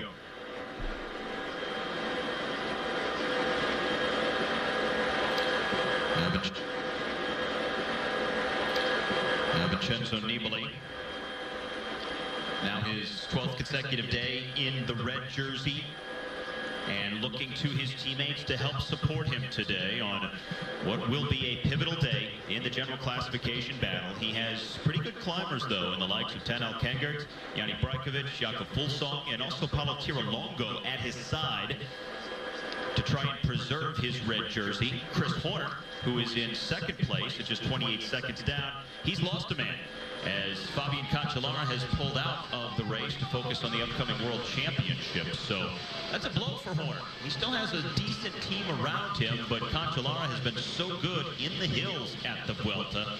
We'll see how that impacts Chris's chances. It's definitely not a great situation for Chris. There's no doubt that having the loss of Cancellara can make a difference, especially today before the final climb and tomorrow's stage, which isn't as severe. I mean, oh, and look at Hayedo. This is the younger brother of JJ Hayedo, Lucas Sebastian Hayedo. That looks pretty nasty. So obviously he went down at some point. And he's looking for that. I don't know if he's looking for the team car or the medical car. I would say he's looking for the team car because the medical car is right up behind the peloton. Looks like he's having some trouble holding on to the handlebars. And we just mentioned Cancellara and the fact that he has pulled out of the race to set his sights on the World Championships. UC Vikinen has also abandoned for FDJ. So that's where we stand right now. This is the main field of the top overall contenders, just inside of 5 minutes back of a 15-man breakaway and under 50K left. Main field continues to be led by Movistar. They are in pursuit of the breakaway, and this one man at the front of the stage right now, Kirienka, the Belarusian, 32 years of age for Team Sky, a team that at the Tour de France had Chris Froome dominate the race from start to finish, won the yellow jersey. Team Sky has now won the Tour de France in back-to-back years, but at the Vuelta, they've struggled this year. Their two top general classification riders have not performed, Sergio Henao and Rigoberto Urán. Urán came close to a stage win a few days ago before being out-sprinted at the line by the Frenchman Warren Barguil. So Team Sky looking for some measure of redemption to salvage the Vuelta here in the final few days, and no surprise to see a rider like Kirienka out front on a stage like this. Kirienka is a beast of a domestique. He's a total diesel, and we see him doing massive turns on the front quite often for the team leaders. But once in a while, he gets into a breakaway and he gets a chance to use some of his strength for his own results. One of those times was back in the 2011 Giro when he won stage number 20 with a 40-kilometer solo out a large breakaway, much like today, over two giant mountain finishes. So do not count him out of being to hold this all the way to the line, but this is still a long way from the finish, and the field is charging hard. And not only Urán and Henao, but Edvald Boassenhagen also just missing out in the sprint. He was second to Philippe Gilbert on a stage that he looked like he was going to win. Just missed out yesterday when Bauke Mollema surprised everyone with a late attack inside the final kilometers. Team Sky has been there. They've been in position, they've been around, but just haven't been able to come through with the big victory in any fashion here at the Vuelta so far. 30 kilometers left to go on a very pivotal stage 18 at the Vuelta a España, presented by Your Buzz. Never hurt, never fall out, never stop. Live coverage here on Universal Sports today and through the remainder of this final weekend, featuring 3 consecutive summit finishes today, tomorrow, and on stage 20 Saturday up the Langrelou. Twitter questions throughout the race. The most recent one asking if the riders have new bikes every year, and if so, what happens to their old ones? Do they take them with them when they change? Now, that sounds like someone who's looking to buy a bike on eBay, or perhaps get one, maybe a little swag or something like that, kind of coming in the back door. You can't believe how many bikes these guys have. Everybody in this race is going to have at least 3 bikes for some of the smaller teams. Some of the guys in this race may have 5 or 6 bikes between their time trial bikes and their road bikes. So typically what happens is the team will give them one bike at the end of the year, and that will become their training bike over the winter. But they'll actually sell the remaining bikes, and they do that via eBay and other methods. So if if you keep your eyes out late in the season after things are all done and dusted for the year, there are a lot of really high-end bikes out there getting sold. But the best place is to go to GoGo Cycle Center for the 50% off end-of-season sale every fall. I'm telling you, man, we blow them out. We blow them out big time. Well, if you want to tweet GoGo through the remainder of the Vuelta, you can do it at ViciGoGo, hashtag La Vuelta. And perhaps get your question or comment on the air as Vasyl Kirienko plows forward, now extending his lead out to 6.5 minutes with under 30K left. 4 climbs down, 1 to go. And before that, an intermediate sprint with just under 11K remaining in the stage. Well, Kirienko may be a Belarusian, but he actually lives in Spain, and he's spent a lot of his career training and racing not only around the world, but in the Spanish area. And he's a guy who you can see with his gap now at 6:28 over the peloton, you can see why he is such a hotly, well, a sought-after domestique, because when he's not doing the domestique work and he's off the front, he can hold off a lot of good riders. So at this point, he has a lead of 6.5 minutes over the top GC riders who are in the peloton. There are other riders between Kirienko and the main field who were part of the original 15-man breakaway. We have just about 29 kilometers left to go, 1 more climb. What are the chances of someone from the breakaway winning the stage at this point? I think they're fairly good, Steve. I think that the peloton is going to continue to charge really hard, but you know, with Kirienko having a ride like he is, and then we last saw was Martinez, Vicioso, and Chris Anker Sorensen in the chasing group of 3 behind him.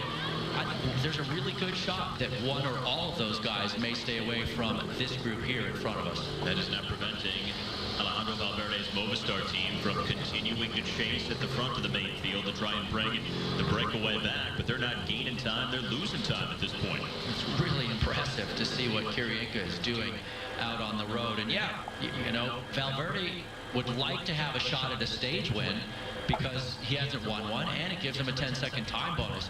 But it doesn't really change the tactic that much at this point. He wants to make this race as hard as possible and then try and launch on the Peña Cabarga. And, you know, if you don't have a chance to win the stage, well, you can still get a time gap, and everything counts at this point in the bike race. As far as time bonuses, this actually plays into Chris Horner's favor, because without Fabian Cancellara, his team is compromised somewhat. Typically, they would have to do the chasing to bring the breakaway back to get him in a position to get a time bonus by finishing in the top 3 to inch closer to Nibali. But with his Radio Shack squad not at full strength, Movistar, with their ambitions of moving Valverde up, they do the chasing. Chris Horner doesn't have to use his team, but yet he still benefits from the work of Movistar here at the front. And isn't it so interesting how the tactics change from day to day? And it's possible that if Cancellara were in this race, we would be seeing the Radio Shack men on the front. They'd have to be doing a lot of work. But basically, you know, if there's a discussion in the peloton between Valverde and Horner, he says, look, you know what, we don't have Fabian anymore. I can't put my guys on the front and use them up. And so then Valverde says, all right, we're going to do it instead. Up and down all the way to the finish, and only up when they get down inside the final 6 kilometers to the Peña Cabarga. Movistar still rolling through at a pretty good clip for the 33-year-old who spent over a dozen years as a professional, won this Vuelta back in 2009. Runner-up last year, and now today in 3rd place as the day started, a minute 14 behind the leader Vincenzo Nibali, looking for his first stage win.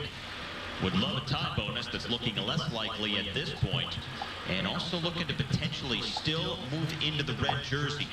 It's a long shot at this point, I gotta believe, for Valverde, but if nothing else, he would like to remain on the podium. Yeah, Valverde is a guy with high ambitions, there's no doubt about it.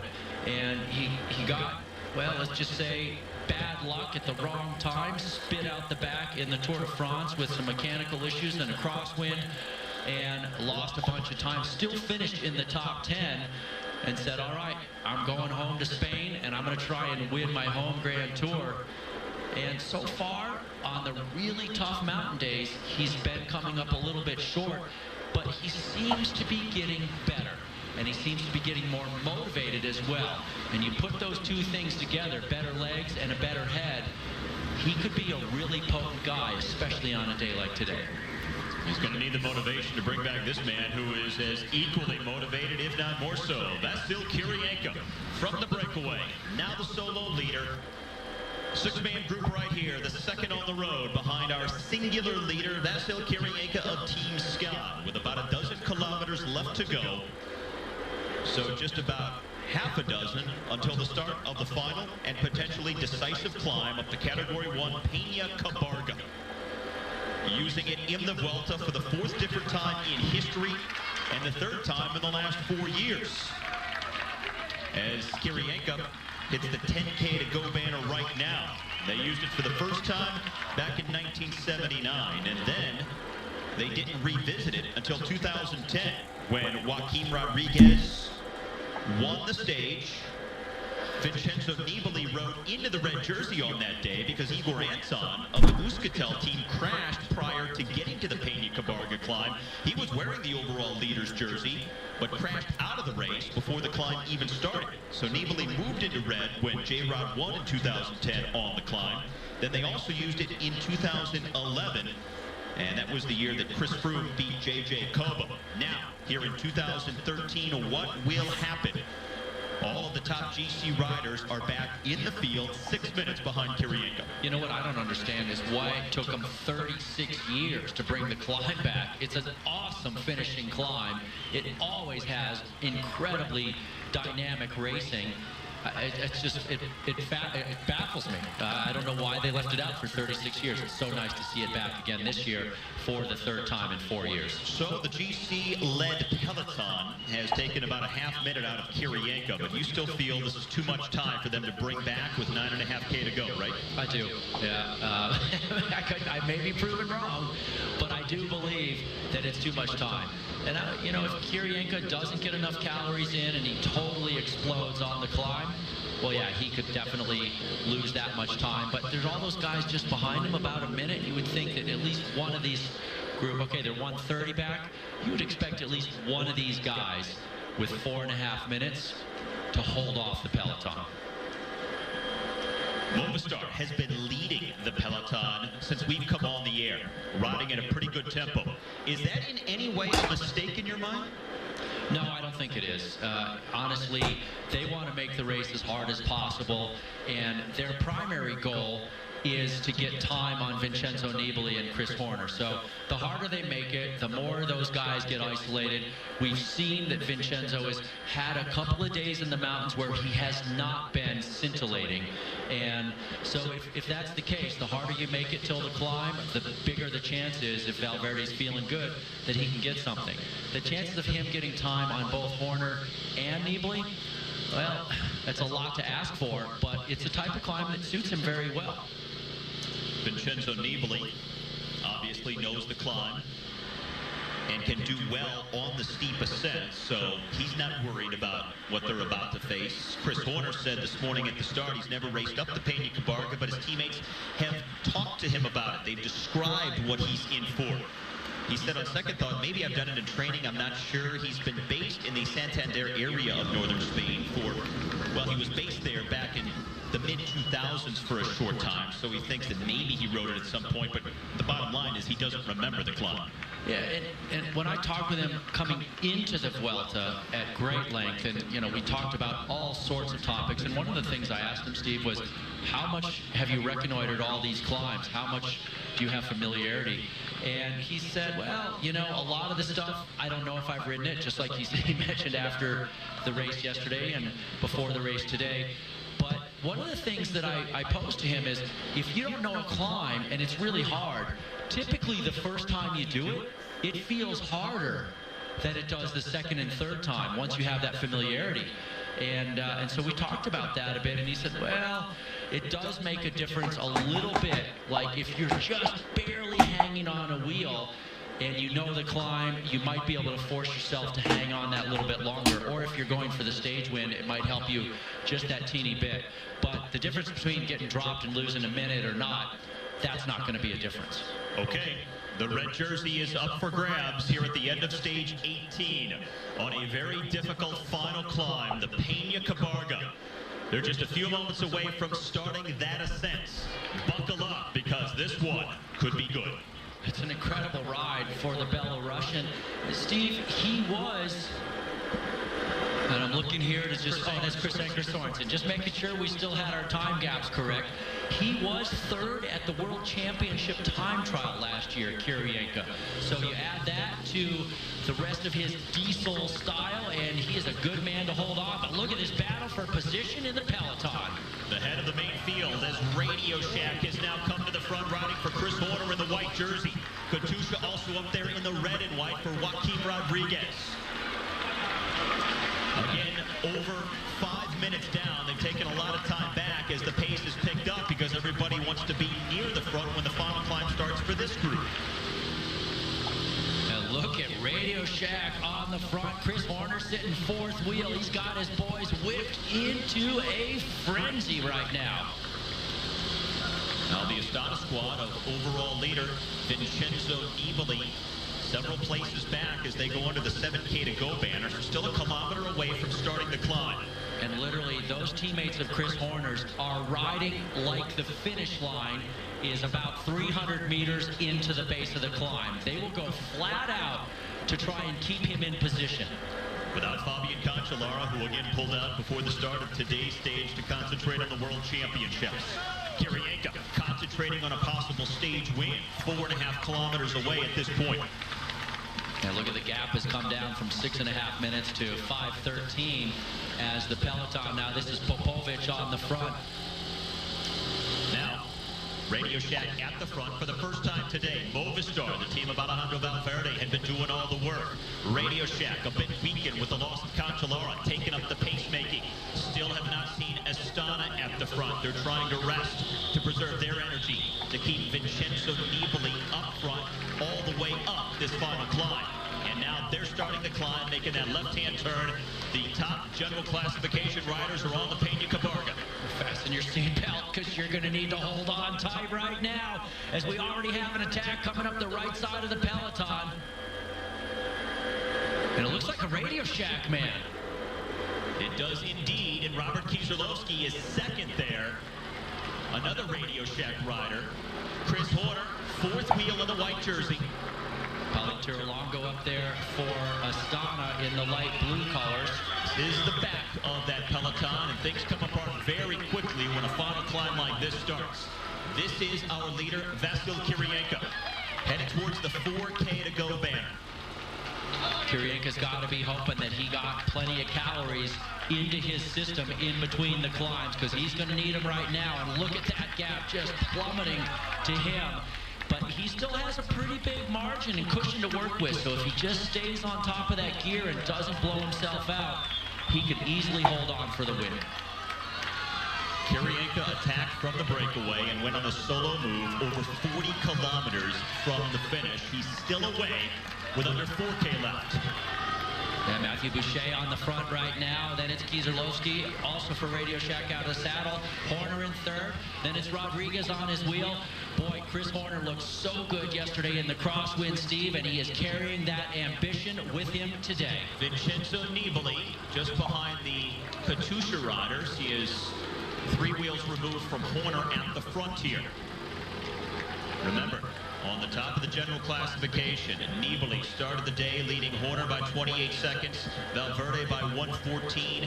He holds a 2:29 advantage on Joaquin Rodriguez, who is in 4th. 10% here, as Chris Horner still has 2 teammates pacing him at the start of the climb. And things already thinning out quite a bit at the back of the peloton, and it's got a long way to go as it thins out up to the top.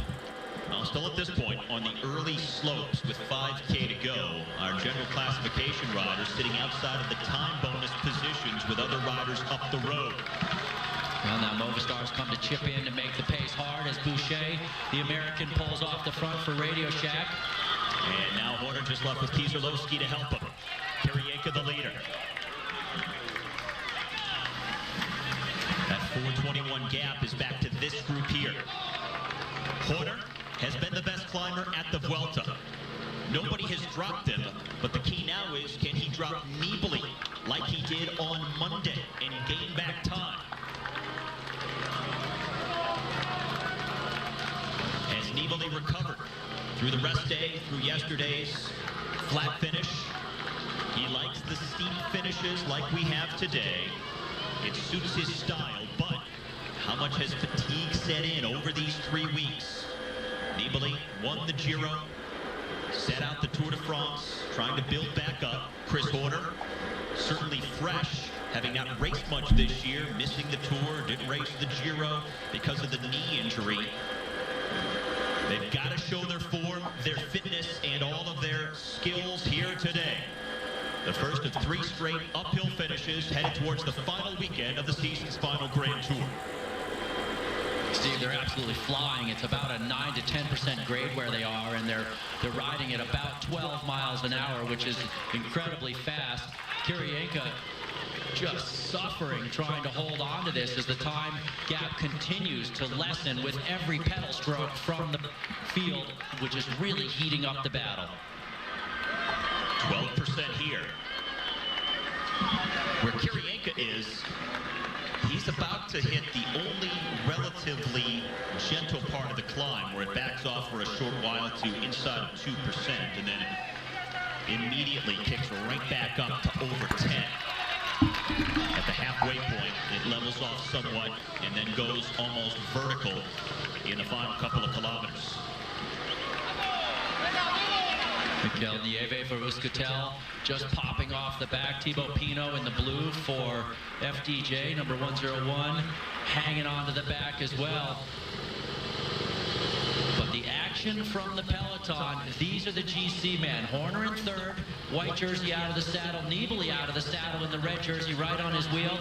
The green jersey of the sprint leader, Valverde, is there, and Rodriguez also for Katusha. All those men locked in battle.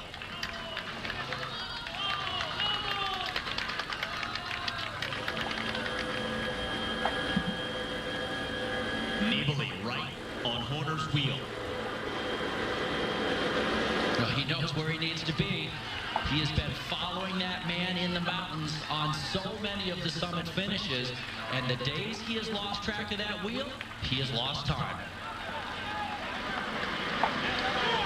And it's Thibaut Pinot, number 101, back in that group. This is our leader, Kirienka, over halfway up the climb.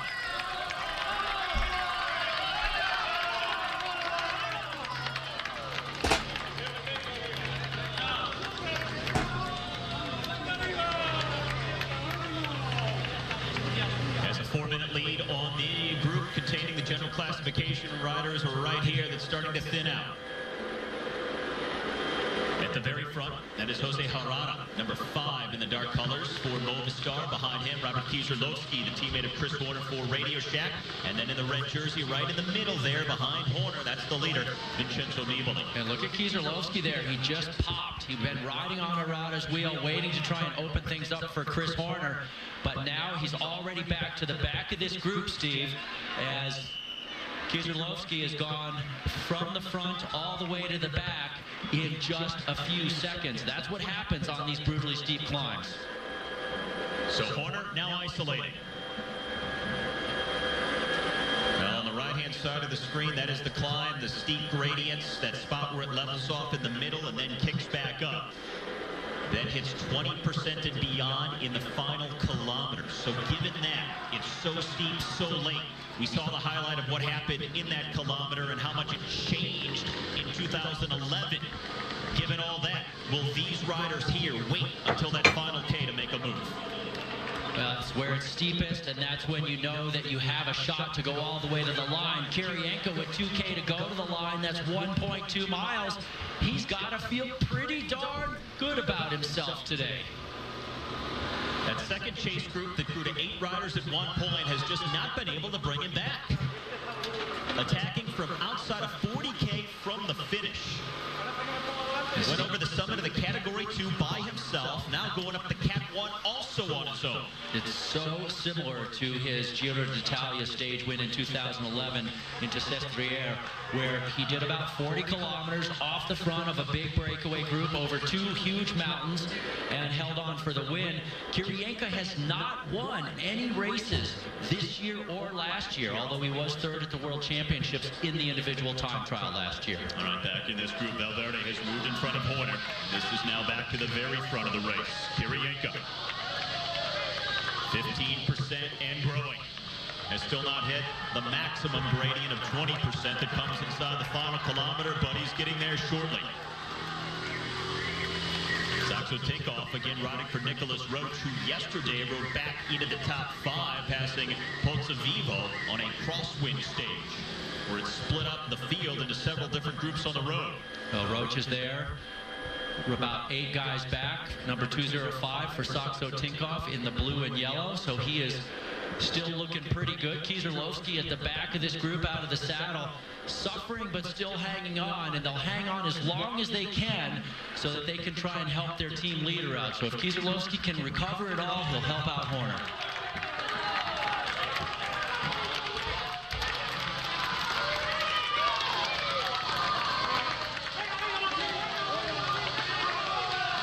Oh, man.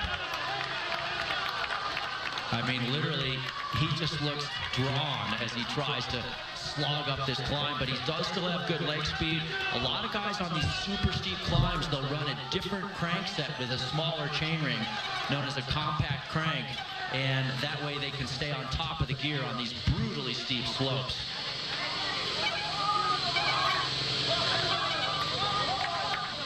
Approaching the final kilometer.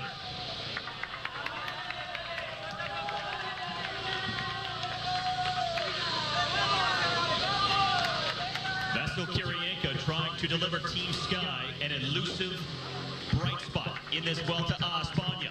Back here at the head of the reduced main field of top general classification contenders: Nicholas Roach, Alejandro Valverde, Chris Horner, Vincenzo Nibali, Joaquim Rodriguez.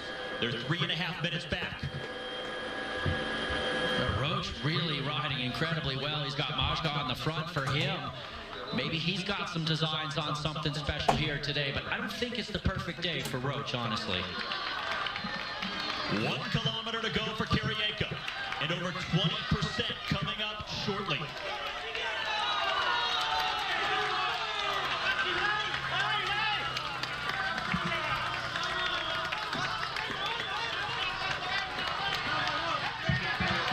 Here it goes, inching closer to that 20% mark now.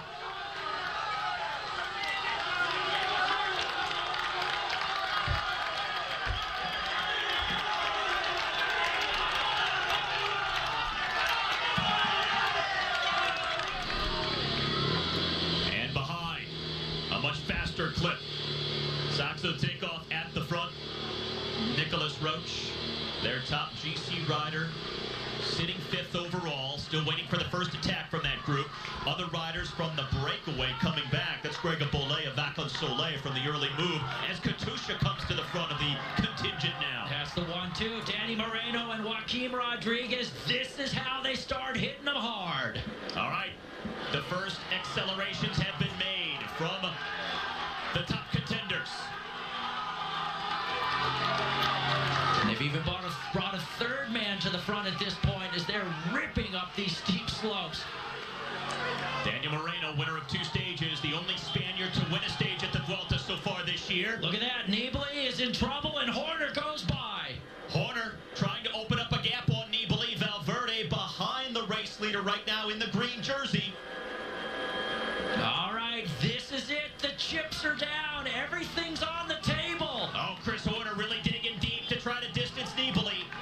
Joaquim Rodriguez up here trying to move past Valverde into the top 3. Kirienka just flogging himself to hold on for a huge win. And now they're coming apart in the general classification group behind him on the road. Well, Nibali is gapped off. Valverde is really gapped off. Could Valverde be losing his podium spot right now? Starting the day 114 down on Nibali. And here's Nibali just behind Horner. looking good here. All right, this is that flatter section now, so Nibali has made it back up to the wheel to Horner. And Joaquin Rodriguez right behind Nibali with the unzipped jersey in the red and white for Katusha. So Rodriguez, a chance to make up time on Valverde, who's been dropped. But our leader at the front, Kirienka, riding into a stage win. Well, they have the cars closer to the breakaway this year, and that forces the people to stay out of the road. Now here's Horner in the white jersey ahead of Nibali, further back down the slope with Parito on Nibali's wheel. Valverde losing time, but trying to claw back. And Horner's just going to keep that pressure on.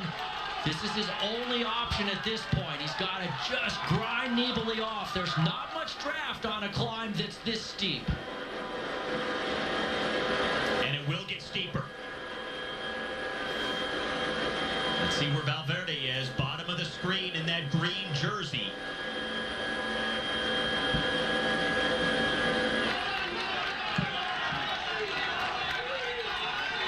And guys just falling apart from that early breakaway. That's Simon Clark for Orica, just coming backwards. Van Rensburg also, as Horner's going to go right by him with Nibali glued to his wheel. Kirienka approaching the finish.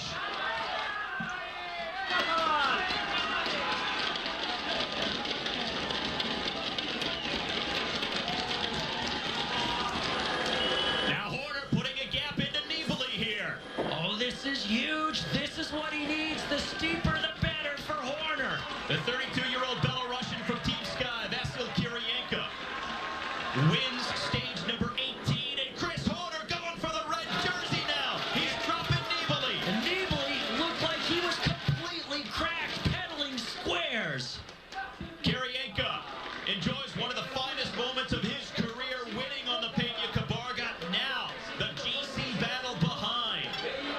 Chris Horner opening up that margin on Nibali.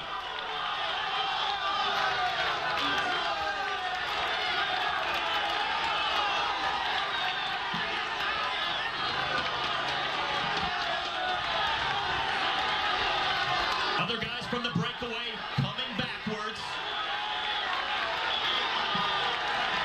Chris Horner passing Amit Charuka here. Hard to tell where the other riders from the early break are, if there are still time bonus slots available. Second and third, 6 and 4 seconds apiece. And Horner, the best climber in this race, potentially riding into red if he can keep up this acceleration, and Nibali falters like he is here. And look at Vincenzo just dropping the head time and time again. He's a fighter. He's trying to hold on, but he does not have the legs. And he sat on Chris for a long time, and then he just detonated. And Horner is really putting some time into him now. He could be riding into the red jersey. This is a massive surge by the American Chris Horner. Under 2 months away from his 42nd birthday. And don't expect him to sit down. He will ride out of the saddle, maybe all the way to the finish. That's how he develops the power on the climb. A sterling performance by the American. Started the day 28 seconds behind Nibali in second place on the general classification. Chris Horner, with 2 stage wins already in the Vuelta, he's worn the red leader's jersey and now crossing the line. And we'll wait to see where the current red jersey of Nibali comes in, because Horner could be the new leader by the end of the day. If nothing else, he's moved closer as Valverde now goes by Nibali. Joaquin Rodriguez just ahead of Valverde here, coming up behind Horner. So Rodriguez finishes, then Valverde. Now here comes Nibali. Nicholas Roach on his wheel as Nibali crosses the line. It's going to be really close there.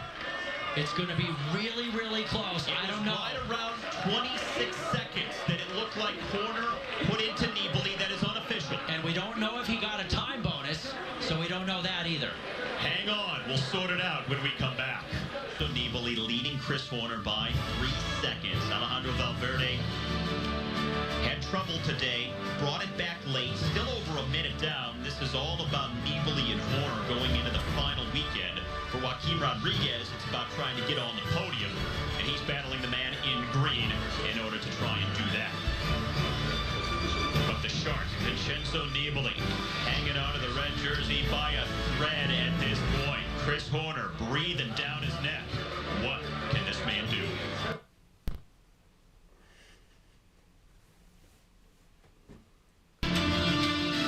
Just over 200 kilometers for this 7th day of racing, and like yesterday, not a single categorized climb on the profile. Yeah, this one really looks like it's made for the sprinters. There is that little bump there fairly late in the race, but 10 or so kilometers to go.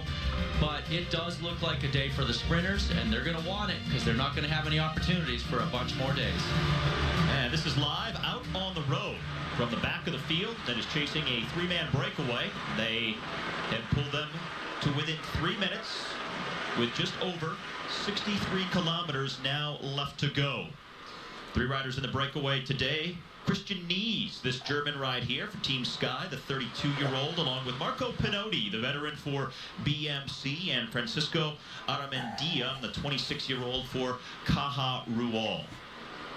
Went away much earlier in the stage, and the gap climbed a bit higher earlier in the day, now slowly and incrementally coming down just inside that 3-minute mark, and a long way to go, so the peloton not really concerned at this point. None of these 3 riders a big long-term threat on the general classification. Aramendia, man, we've seen featuring in the breaks before. Now, Marco Pinotti here, Steve, a very interesting case. He is considering retirement, and he's just trying to make that decision. He has a very strong likelihood, he said, that this will be his last Grand Tour. He's not sure if he's going to race on a slightly less, well, let's say grand scale next year. But he's an engineer. He's known for his scientific approach to training and looking at his power meter right there. And we don't know if we're going to see him in another Grand Tour. And this is Aramendia, the 26-year-old from the Caja Rural team. He was the most combative rider of last year's Vuelta a España, always trying to make a breakaway whenever he sees the opportunity. Found it today, and he's one of the 3 that have defined stage number 7 so far. And as far as what's at stake in today's racing, well, last sprint stage until day 12. So obviously that is certainly on the minds of the fastest men in the field. Philippe Gilbert, what's on his mind? Well, seems like he's pretty at ease right now, but probably a little stressed that he still has not won in the rainbow jersey of world champion, and running out of time before the world championships come up late in September. Well, he certainly didn't look like he was thinking much about bike racing there, did he? And these are those days where a lot of guys, especially with 3 guys off the front with 60K to go and only 3